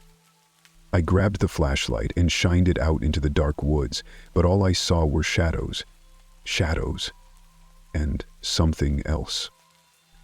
Two eyes, glowing faintly yellow, stared back at me from the tree line. They didn't blink, didn't waver. They were too high off the ground to belong to anything normal. I backed away, locking the door and every window. The scratching started again, this time on the roof. Whatever it was had climbed onto the cabin. I stood frozen, clutching a kitchen knife, when I heard it whisper my name. The voice was garbled, like an animal trying to mimic human speech. "Come out," it rasped, slow and deliberate. "Let me see you." I did the only thing I could think of. I blew out the candles and stayed completely still. The thing outside began circling again, thudding against the walls as if testing their strength. I heard a sharp crack, and suddenly the ceiling sagged, dust raining down. My flashlight flickered, and in the brief beam I saw its silhouette, a tall, twisted shape, its limbs long and clawed, its head cocked unnaturally to the side. It slammed against the front door, the wood splintering under the force. I bolted for the back window, wrenching it open and throwing myself into the night. The forest was a blur as I ran, the sound of heavy footsteps chasing me. It didn't matter how fast I went. The thing was always just behind me, its raspy breaths growing louder. The smell of salty air filled my noses, and my stomach rumbled and stiffened. I don't know how long I ran, but I eventually made it to the road, collapsing in a heap just as a truck's headlights appeared. The driver found me shaking, barely able to explain what had happened. When I went back with the authorities the next day, the cabin was gone. Not destroyed, just gone, as if it had never existed. But I found something. In the clearing, deep claw marks in the dirt, leading back into the woods. I've tried to forget what happened, but I can still hear the voice in my nightmares, calling my name, asking me to come out. When I arrived at Hollow Creek Cabin, I thought it would be the perfect place to escape the chaos of my life. The cabin was isolated, tucked away in the woods, far from the nearest town. No one would bother me here, just peace and quiet. The owner had given me a quick tour before leaving for the weekend, warning me to lock the doors at night and not to venture outside after dark. I thought it was just another exaggerated cautionary tale from a rural owner. What could happen in such a quiet place? The first few hours were peaceful, just me, a book, and a warm fire. But as night fell, an unsettling feeling settled over me. There was something wrong about the place. The shadows seemed deeper, the silence too thick, like the woods themselves were holding their breath. That's when I heard it. Distant, faint at first, a soft tapping on the window. I froze. I told myself it was just a branch blown by the wind, but the tapping grew louder, closer. I pulled the curtains back slowly, peeking outside. Nothing. Just the trees swaying in the wind. I tried to shake off the creeping dread, telling myself I was just being paranoid. But then came the scream. It was a woman's scream, high-pitched, full of terror. My heart pounded as I rushed to the door, but hesitation stopped me. What if it wasn't a woman? What if it was a trap? I didn't know what to do. Should I call for help? My phone had no service out here. Then, just as I thought the scream had stopped, there was another noise, a soft shuffle outside the cabin. My pulse raced. Slowly, I crouched near the door and peeked through the crack in the wooden blinds. A man stood there. He was tall, dressed in dark clothes, his face obscured by a hood. He didn't move, didn't blink. He just stood there, staring at the cabin. I took a shaky breath and backed away from the window. The tapping started again, now coming from the back of the cabin. Then a thud. A loud thud on the door. I didn't wait to see what would happen next. I grabbed my keys and ran out the back door, heart racing. I stumbled through the dark forest, not looking back. My mind screamed at me to run faster, but the woods seemed endless, the darkness thickening with each step. I tripped and fell, scraping my hands on the rough ground. When I stood up, I heard footsteps behind me. The man was following. In a panic, I ran harder, weaving between the trees, trying to lose him, but I could hear his breathing, slow and steady, just behind me. It was like he was playing with me. That's when I heard it. A voice, low, cold, almost amused, whispered through the trees. "You shouldn't have run." My breath caught in my throat. I glanced back once more. The figure was closer now, just a few feet away.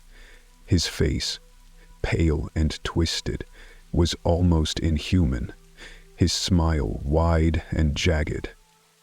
I pushed myself harder, my legs burning, but I could feel him gaining on me. It wasn't until I reached the road, where a car's headlights appeared in the distance, that I stopped, breathless and shaking. I screamed for help, waving my arms as the truck slowed to a stop. The driver pulled over and rushed to me, asking if I was okay. I couldn't speak. I was too scared to say anything. I pointed behind me, but when we turned back, the figure was gone. The authorities came and searched the area, but there was no sign of the man. The cabin was empty, just as I had left it. They thought I had imagined the whole thing, until they found a series of fresh, blood-stained footprints leading into the woods. That night, they told me a man had escaped from a nearby prison, a killer who had been on the loose for weeks. He was known for stalking his victims, picking them off one by one. I never went back to Hollow Creek Cabin, and I never will. The man is still out there, and I'm not sure he's finished with me. Have you ever woken up to a sound that you couldn't explain? One that seemed too close, too real? I did, and it changed everything. It was a rainy night in Kyoto, and I was staying in an old ryokan that had been passed down through generations of my family. The innkeeper, my distant cousin, warned me not to sleep in the east room on the second floor. That room, she said in a hushed voice, belongs to her. When I asked who her was, she merely shook her head and muttered, "You will know if you meet her." Curiosity, of course, got the better of me. The east room called to me with its faded tatami mats and a single cracked mirror resting on an antique dresser. As I settled in, the rain battered the roof like whispers from another world. I convinced myself it was just an old wives' tale and lay down to sleep. But then, I heard it. A soft, rhythmic tapping against the window. My heart raced as I opened my eyes, finding nothing but the rain streaking the glass. I exhaled, telling myself it was just the storm. But the tapping didn't stop. It moved. Closer. Then I saw it. A woman in a crimson wedding kimono standing at the foot of my futon. Her face was obscured by a blood-red veil, and her hands were clasped tightly around an ivory comb. I froze, my breath caught in my chest. She didn't move, yet the air in the room thickened, suffocating me with the stench of damp earth and decay. "But why?" I croaked, as though my voice could unravel her story. She tilted her head, the veil shifting slightly to reveal empty, blackened sockets where her eyes should have been. But then, she whispered, "I waited, and he never came." Her voice was brittle, like the crackling of ancient parchment. I wanted to run, but my legs wouldn't obey. She began to glide closer, her movements unnatural, as if her joints were twisted. She thrust the ivory comb into my hand, and I felt a jolt of searing cold spread through my palm. "Give this to him, or join me beneath the veil." Her figure dissolved like smoke, leaving behind the faint smell of incense and something metallic. The comb remained in my hand, its surface etched with a name. But it wasn't mine. I left the ryokan the next morning, my belongings hastily packed. The comb? It stayed with me. No matter where I threw it away, it always found its way back. And every night since, the tapping returns, growing louder, more insistent. I have one question now, the same one I had that night. Who is him, and what will happen if I never find him?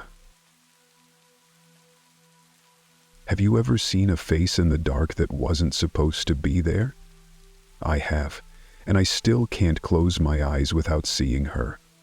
It happened during Obon, the festival of spirits. My friends and I decided to take a shortcut through an overgrown path leading to a small abandoned village outside Kyoto. The locals warned us about the lantern woman, but we laughed it off. After all, what's a festival without a ghost story? The path was silent except for the chirping of cicadas, and the air was heavy with the scent of wet grass and moss. As we walked, a faint glow appeared ahead, a single paper lantern swaying in the breeze. But then, the lantern moved, A woman emerged from the darkness, holding the lantern in her bony hands. Her kimono was tattered, the fabric soaked and clinging to her frame as if she had just crawled out of a river. Her face was pale, too pale, and her black eyes seemed to reflect nothing at all. "Are you lost?" she asked, her voice like wind rustling through dead leaves. My friends didn't answer. They couldn't.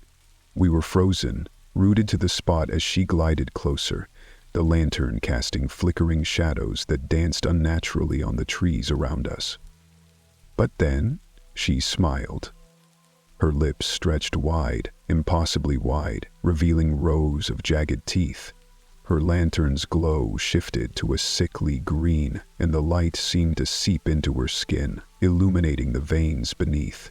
She raised her free hand, long nails dripping with something dark and thick, and pointed at me. "You, who light the way for the next," she whispered. Before I could scream, she blew out the lantern. Darkness swallowed us, and I heard the sound of splashing water, footsteps moving away, and a faint, echoing laugh. When I woke up, I was alone at the edge of the path. My friends were gone, their footprints vanishing where the dirt turned to mud. I ran back to the village, breathless and frantic, but no one believed me. No one except an old man who handed me a lantern. "She chooses one every Oban," he said grimly. "Carry this, or she'll come back for you." No, every year during Oban I light the lantern and walk the path alone. Because I know if I don't, she'll find me. Hey, have you ever felt like the darkness was watching you, waiting for you to step just a little too close?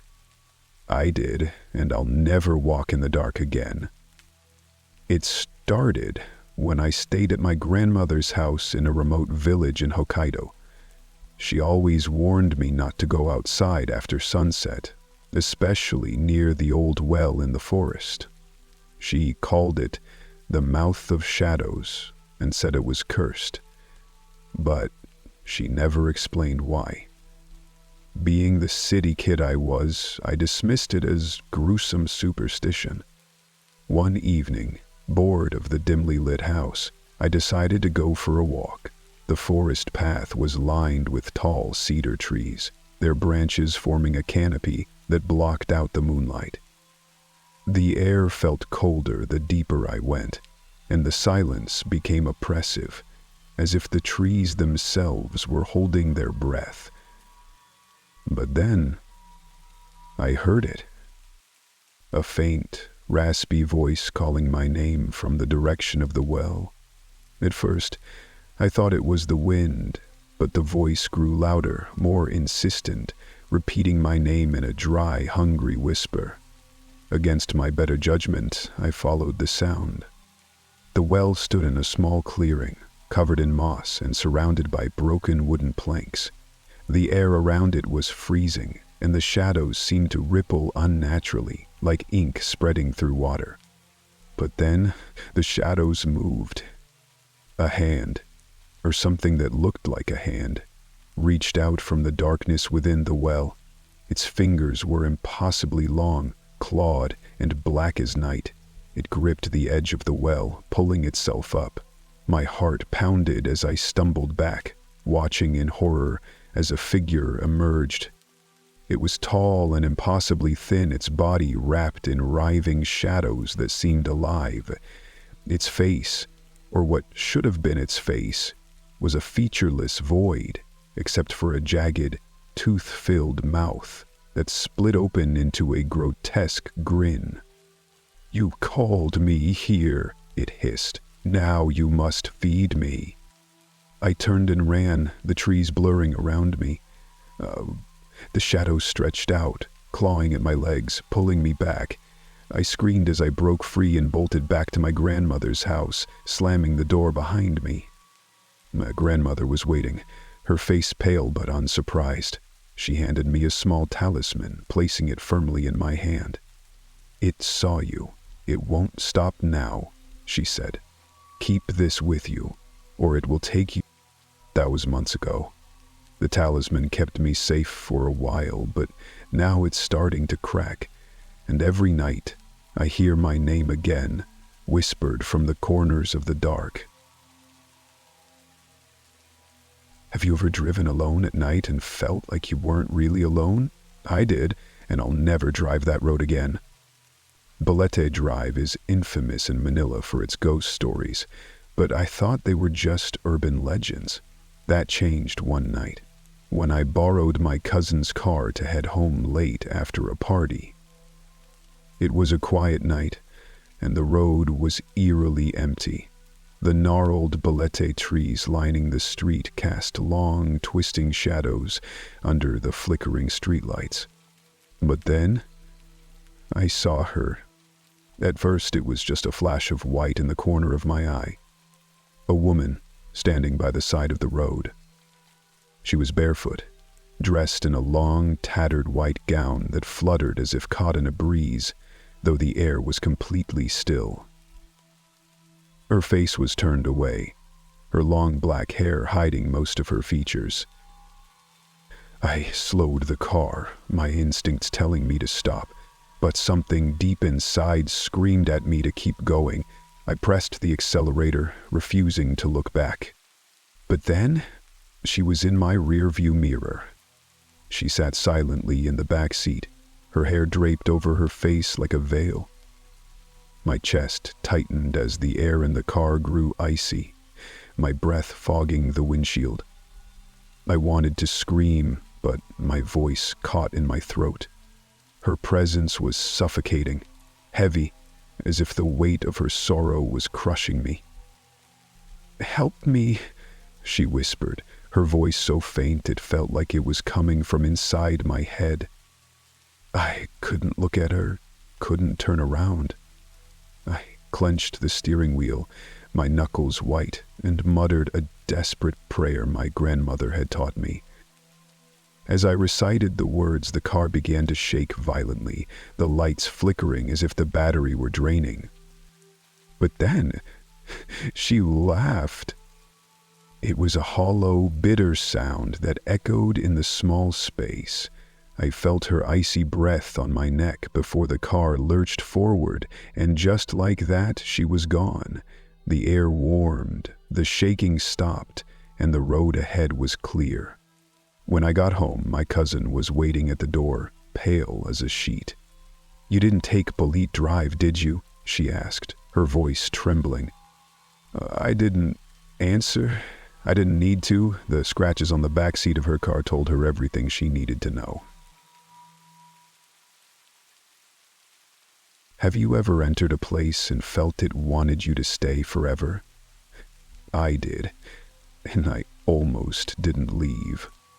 My friends and I had always heard about the haunting reputation of Aokigahara, the sea of trees at the base of Mount Fuji. It was a place of tragic endings, where countless souls had vanished or taken their own lives. But we weren't there to mourn. We were there to explore and prove we weren't afraid.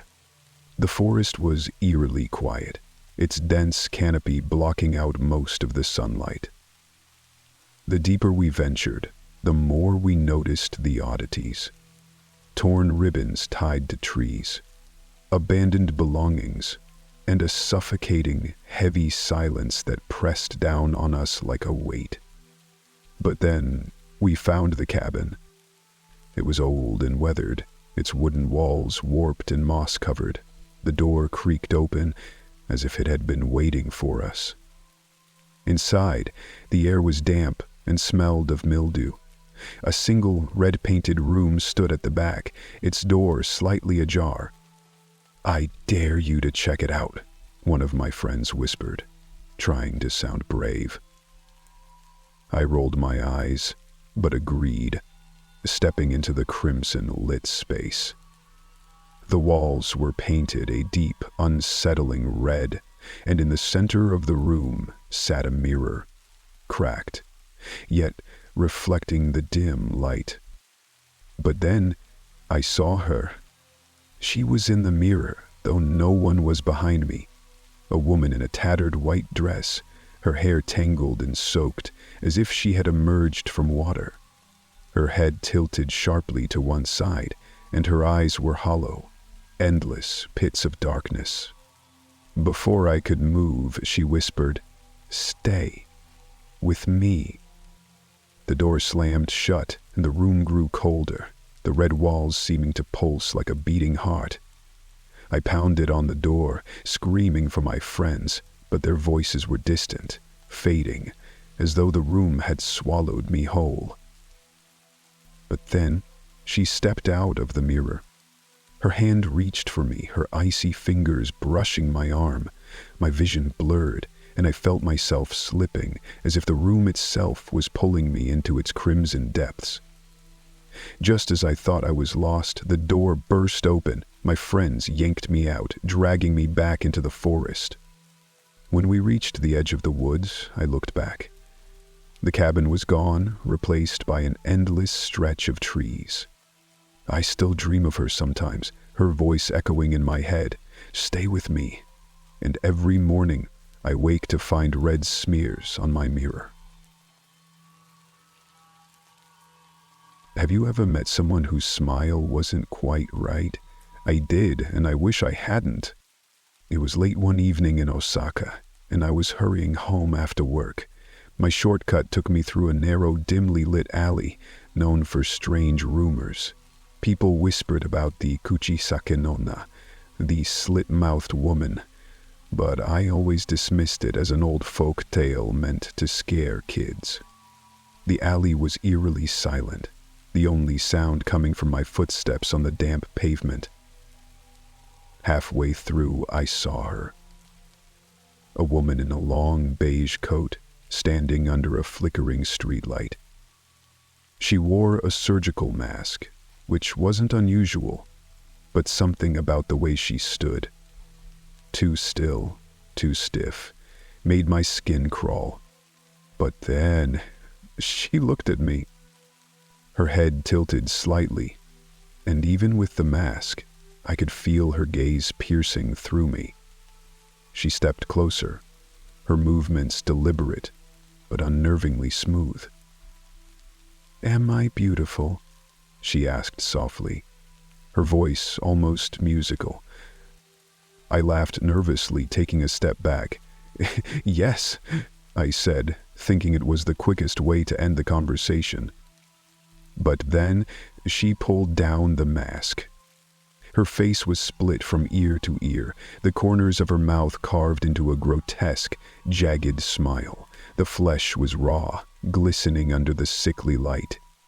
She held a pair of scissors in her hand, their blades gleaming. "How about now?" she asked, her voice colder, sharper. Panic surged through me, but I remembered the stories. If you said no, she would kill you. If you said yes, she would make you look like her.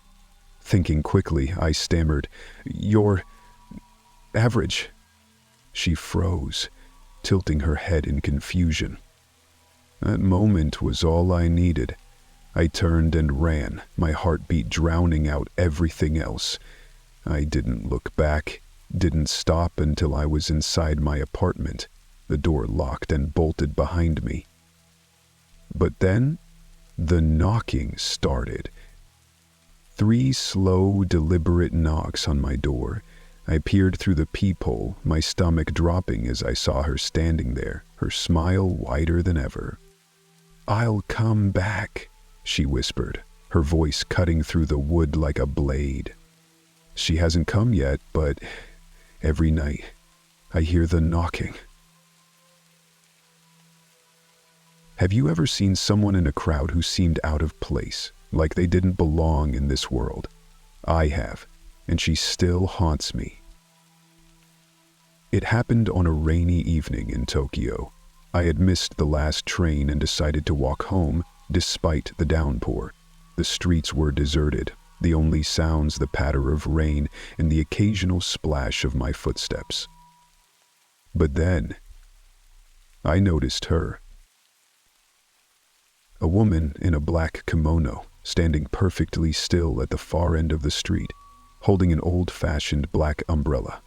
Her head was bowed, and her long, wet hair obscured her face. I thought she was just another stranded commuter, but something about her felt wrong. As I passed her, I felt an unnatural chill seep into my bones, colder than the rain. She didn't move, didn't make a sound. I quickened my pace, eager to put distance between us. But then I heard footsteps behind me. They were slow, deliberate, splashing in the puddles I had just walked through. I turned, my heart pounding. She was there, closer than before, her umbrella tilted slightly so I could glimpse her face, or rather, the lack of it. Her face was featureless, a smooth, pale void where eyes, nose, and mouth should have been. The black umbrella tilted further, and a raspy, hollow voice emerged from nowhere. "Why are you running?" I stumbled back, tripping over the curb as she took another step toward me. Her umbrella seemed to expand, the edges curling unnaturally, as if it could swallow the entire street. Shadows spilled out from beneath it, pooling around her feet and reaching toward me. "I just want to share the rain," she whispered, her voice echoing like a faint breeze. I scrambled to my feet and ran, the shadows licking at my heels. When I finally reached my apartment, I slammed the door shut and collapsed on the floor, drenched and trembling. The next day, I convinced myself it was a hallucination, a trick of exhaustion and the storm. But every time it rains, I see her. Standing at the corner of the street, her black umbrella shielding her from the downpour, waiting for me to walk by again. Have you ever felt like someone was watching you in an empty subway car? It was late, the kind of late where the city feels dead, and the only people out are those who can't afford to be home yet. I was the last passenger on the train, or so I thought.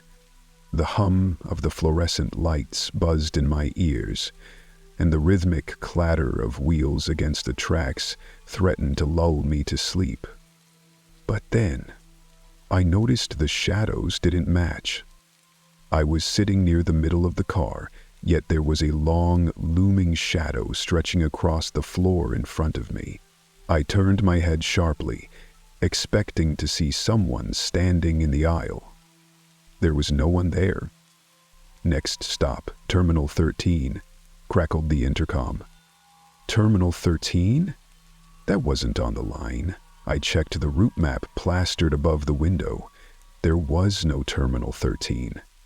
I glanced outside, but the train had plunged into pitch darkness. No lights, no graffiti-streaked walls, just an endless void.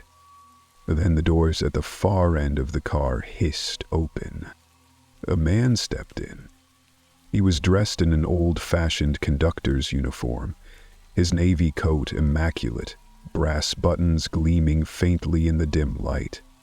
His hat sat low, shadowing his face, but I could see his smile, too wide, too sharp. "Tickets, please," he drawled, his voice low and metallic, like a broken music box. I don't have a ticket," I stammered. "My Metro card was in my pocket, but I wasn't about to argue." He tilted his head, that smile never wavering. "No ticket? Well, that won't do. You see, only those with tickets can leave." The train jolted and I realized we weren't slowing down. If anything, we were speeding up. The windows began to rattle and outside strange shapes swirled in the darkness, fleeting, impossible forms. I bolted for the door, but it wouldn't budge. The conductor's laughter echoed, a hollow, chilling sound. "You can't leave until your stop," he said, stepping closer. "And your stop is Terminal 13. But then, I looked back at him, and his face had changed. Or rather, it was gone. Where his features had been, there was now only a hollow void, black and endless, pulling at me like a whirlpool. I screamed as the train lurched violently, throwing me against the wall. The lights flickered, and suddenly I was back. The car was empty, the hum of the city's night train the only sound. I stumbled off at the next station, the name of which I didn't even recognize, but as I climbed the stairs to the surface, I saw it, an old, rusted sign. Terminal 13, closed since 1926. I don't take the subway anymore, but sometimes, late at night, I hear the faint echo of a hollow voice, whispering, "Tickets, please." Have you ever seen someone on the subway who didn't seem real? It was close to midnight, and I was heading home after a late shift. The platform was nearly empty, except for a lone man sitting at the far end. He wore an old-fashioned suit, his face hidden under the brim of a dusty bowler hat. Something about him made my skin crawl, but I told myself I was just tired. When the train finally arrived, it screeched to a halt with an ear-piercing grind. I stepped inside, and to my unease, realized the car was completely empty, except for him. He sat near the middle, staring out the window, though we were underground. But then, as I took my seat, I noticed something odd. The windows weren't reflecting him. They showed me the flickering lights, the worn-down seats, but not him. My chest tightened, and I tried not to look in his direction. The train started moving, faster than usual, the lights outside the window blending into a surreal streak. The man began to hum, a low, tuneless sound that didn't match the vibrations of the train. It crawled into my ears like nails on a chalkboard. I pulled out my phone, trying to distract myself, but there was no signal. The clock on my screen froze at 11:59. But then the train slowed, and I glanced out the window. We weren't at any station I recognized. It was a cavernous space, dimly lit by swaying bulbs. The walls were covered in graffiti that looked ancient, symbols and faces scrawled in a language I didn't understand. The man stood up, his movements jerky, like a puppet on tangled strings. His hat tipped backward, and I finally saw his face. Or what should have been a face. There was nothing there, just a smooth, blank surface, like skin stretched over a mannequin. Panic surged through me as he turned toward me, his head tilting at an unnatural angle. I stumbled to my feet, slamming the emergency stop button, but the train didn't slow down. He began to walk, his footsteps echoing louder than they should in the empty car. I bolted toward the next car, but the door wouldn't budge. I pounded on it, screaming for help, but the man was right behind me now. His blank face seemed to ripple, as though something inside was pressing against the skin. But then, the train jerked violently, throwing me to the floor. The lights flickered and went out. I braced for his touch, for whatever nightmare he would bring. When I opened my eyes, I was back on the platform where I'd started. The clock read 12:01. My heart raced as I looked around, expecting to see him, but there was no sign of the train, the man, or even the graffiti-covered station. I never took the subway at night again, but sometimes, when I walk by the station, I swear I can hear that humming, low and tuneless, rising up from somewhere deep below.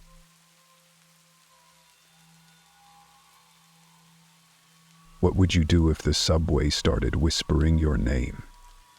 I was on a downtown train, half asleep when I first heard it, faint and fleeting like a breath caught in the screech of the brakes. Michael, my name. I jolted awake, looking around the crowded car. Nobody seemed to notice. Just commuters, heads buried in their phones. The usual mix of exhaustion and indifference. I told myself it was my imagination, the wind in the tunnel, and went back to staring at my reflection in the grimy window. But then, as the train plunged deeper into the underground, the voice came again, louder this time. "Michael, help me!" My skin crawled. The lights in the car flickered and the train began to slow, though we weren't near a station. When it stopped completely, the conductor's voice crackled over the intercom, announcing a delay due to an obstruction on the track. That's when I saw her. She was standing just outside the window in the darkness of the tunnel, her pale face pressed against the glass, her eyes wide and unblinking.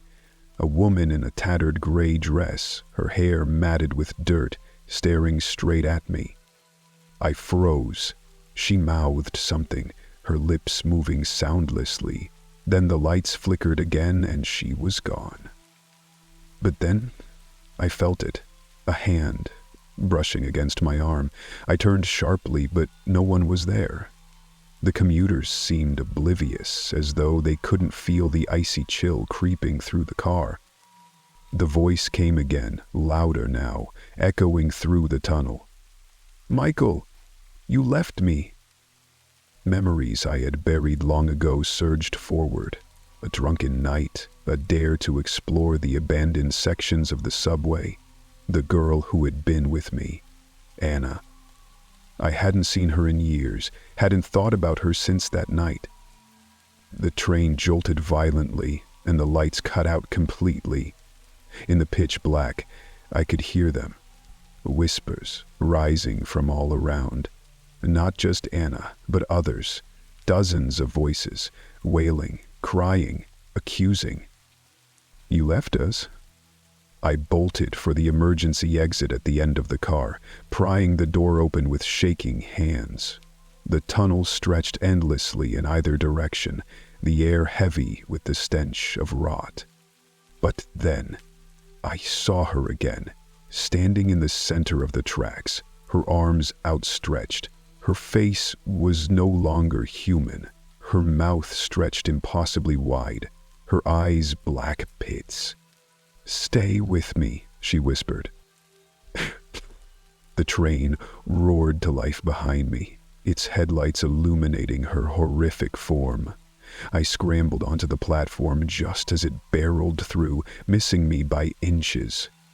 When I looked back, she was gone, but I could still hear the whispers, trailing me as I climbed the stairs to the street. I haven't been back to the subway since, but every night I hear the same voice in my dreams. "Michael, you left me." Have you ever heard a voice that seemed to come from the ground beneath you? It started as a normal ride home, the subway rumbling under the weight of tired commuters. By the time the train reached my stop, I was the only one left. I stepped off onto the platform, where a damp chill hung in the air. As I walked toward the stairs, a strange sound caught my ear. At first, I thought it was just static from the overhead speakers. But then, I realized it was whispering. It came from the tracks. Curiosity overruled caution, and I leaned over to look. The third rail, that infamous conductor of deadly electricity, seemed to shimmer faintly. The whispers grew louder, almost like voices arguing over who should speak next. But then, it spoke to me directly. "Come closer," the voice hissed, soft but insistent. My heart raced. Logic told me to leave, but I found myself frozen, staring at the rail. It began to glow faintly, a sickly green light pulsating along its length. "Closer," the voice repeated, almost soothing now. My foot moved on its own, edging toward the platform's edge. A chill crept up my spine as I realized I couldn't stop myself. But then, I saw them. Faces. Dozens of faces reflected in the steel rail, distorted and anguished, mouths open in silent screams. "Help us," they pleaded. I staggered backward, but the voices surged, louder and more desperate. "Don't leave us here!" My breath caught as the glow from the third rail intensified, casting long, warped shadows across the platform. The air felt heavy, electric, as though the entire station was alive and breathing. Then, from the tunnel, a figure emerged. It was hunched, its body made of shifting darkness, its limbs stretching unnaturally. It pointed at me, its voice a guttural rasp. "You've heard them. Now you must join them." I turned and ran, my footsteps echoing louder than they should have. The whispers followed me, growing angrier. The air grew colder, the shadows stretching toward me like grasping hands. I didn't stop until I burst into the open air, gasping for breath. I haven't gone near a subway station since. But every now and then, when I walk past a grate or hear the faint hum of the trains below, I swear I hear those whispers again. "Help us," or "Join us." Have you ever felt like the subway was hiding someone in plain sight? It was late, and I was riding the subway alone. The train rocked gently as it sped through the tunnels, the lights flickering sporadically. I stared at the scrolling ads above the seats, trying to keep myself awake. But then, I saw her. She was standing outside the train, between the cars, in that narrow, forbidden space. Her pale face pressed against the glass of the door, her long, black hair dripping wet, as though she'd just stepped out of a river. And I froze, my mind scrambling for logic. No one was supposed to be there. No one could stand there without falling to their death. And yet, there she was, staring directly at me. The train rattled violently as we rounded a corner, but she didn't move. Her unblinking eyes bore into mine, her lips curling into the faintest hint of a smile. But then, her hand rose, pressing against the glass. I could see the marks her wet fingers left behind. She tilted her head slowly, as if beckoning me to come closer. I couldn't look away. Something about her gaze rooted me to the spot. The train screeched to a halt at the next station, and I finally broke free of her spell. I bolted to the platform, my heart pounding. The doors opened, but the space between the cars was empty. Relief washed over me, but it didn't last. As the train pulled away, I saw her again, this time standing in the reflection of the opposite window, though no one else had boarded. The whispers started then, faint but unmistakable. "You left me." I staggered back, almost falling onto the platform. She hadn't just been staring at me. She'd been watching me, waiting. But then, I realized I'd seen her before. Years ago, on a drunken night with friends, we'd dared each other to jump between train cars. She'd been there with us, laughing, until she slipped. The screams, the screech of the brakes, they all came rushing back. I turned to run up the stairs, but the air around me grew heavy, suffocating. The lights flickered, and her voice was everywhere. "You left me there, now it's your turn." The world tilted as I felt something cold wrap around my wrist. I glanced back, and her face was inches from mine, her lips twisted into a grotesque grin.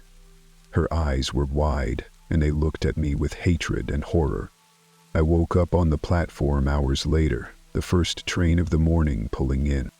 I don't know if it was a nightmare or if she was real, but every time I hear the screech of metal on metal, I feel her eyes watching, waiting for me to step between the cars again. Have you ever noticed someone on the subway who seemed out of place? It was just another late-night commute, the train nearly empty except for me and a handful of tired faces. I sat by the door, staring at my reflection in the window as we raced through the dark tunnels. But then I saw him. He was sitting at the far end of the car, dressed in a tattered gray suit, his head tilted downward so I couldn't see his face. I hadn't noticed him bored. He sat completely still, like a statue, as the train rocked back and forth. I tried to ignore him, but something about his presence made my skin crawl. The air in the car felt colder than usual, and the rhythmic hum of the train sounded off, like a faint voice weaving through the vibrations. At the next station, the doors hissed open. A young couple got on, laughing softly as they found seats near the middle. The man in the suit didn't move, didn't even lift his head. The woman in the suit got into the seat, but then the couple stopped laughing. They glanced toward him, their smiles fading, and whispered nervously to each other.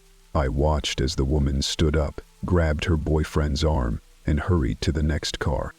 The man in the suit remained motionless. I couldn't take my eyes off him now. The train entered another tunnel, and the lights flickered. For a split second, his reflection in the window wasn't sitting. It was standing, staring back at me. My breath caught. When the light steadied, he was still seated, head down. I told myself it was just my imagination.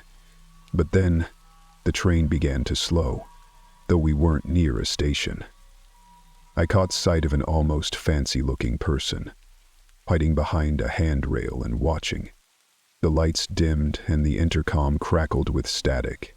A voice came through, distorted and garbled, saying something I couldn't make out. I glanced toward the man, and my heart nearly stopped. He was standing now, his head still bowed, but his body was twisted unnaturally, his limbs bent at angles that shouldn't be possible.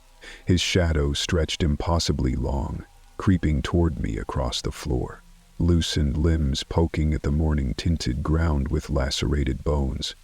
As I stared at him, I felt a twinge of pain.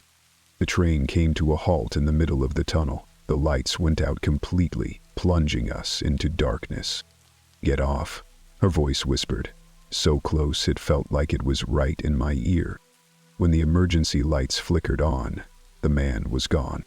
The train jolted forward, and I stumbled off at the next station, shaking and gasping for air. I told the station worker what I'd seen, expecting them to laugh it off. But then, their face turned pale. Sounds like him," they muttered. "The passenger.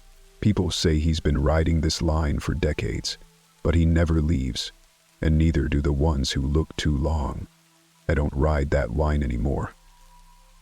But sometimes, when I'm waiting for a train, I catch a glimpse of him in the reflections of the windows. Always sitting at the far end of the car, waiting for someone else to notice."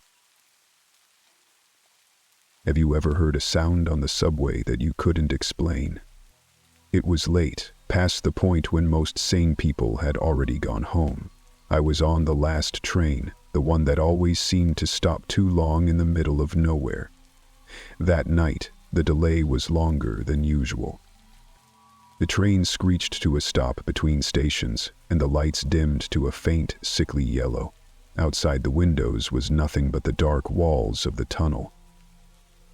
I sighed, checking my phone. No signal.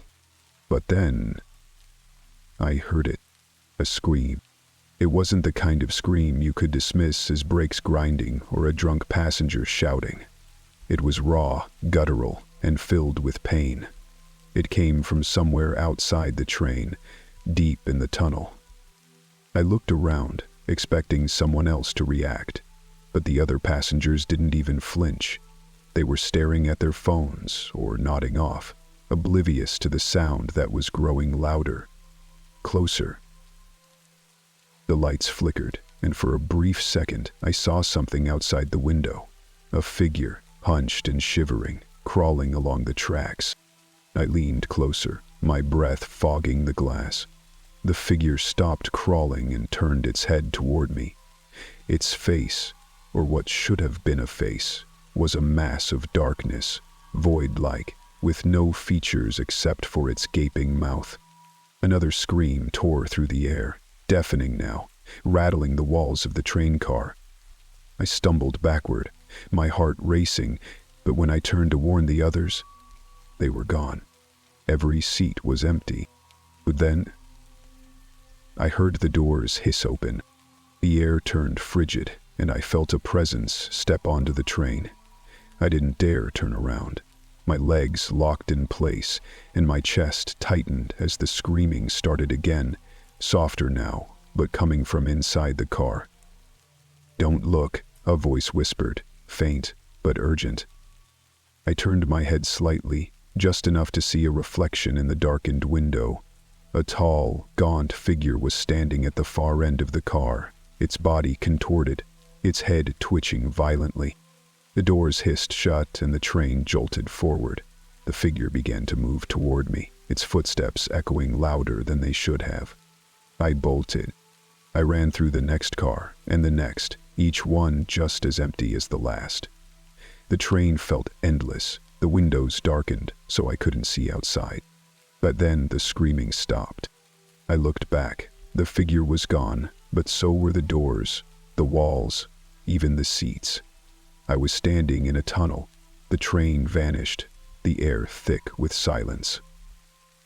At the same time, the only light came from a single flickering bulb hanging above a sign, Station 103. There is no Station 103 on the subway map. I eventually found my way out, climbing up into the cold, empty streets. I've never set foot in a subway since, but sometimes, when I walk past a station entrance, I hear the faint echo of that scream calling me back to the darkness below.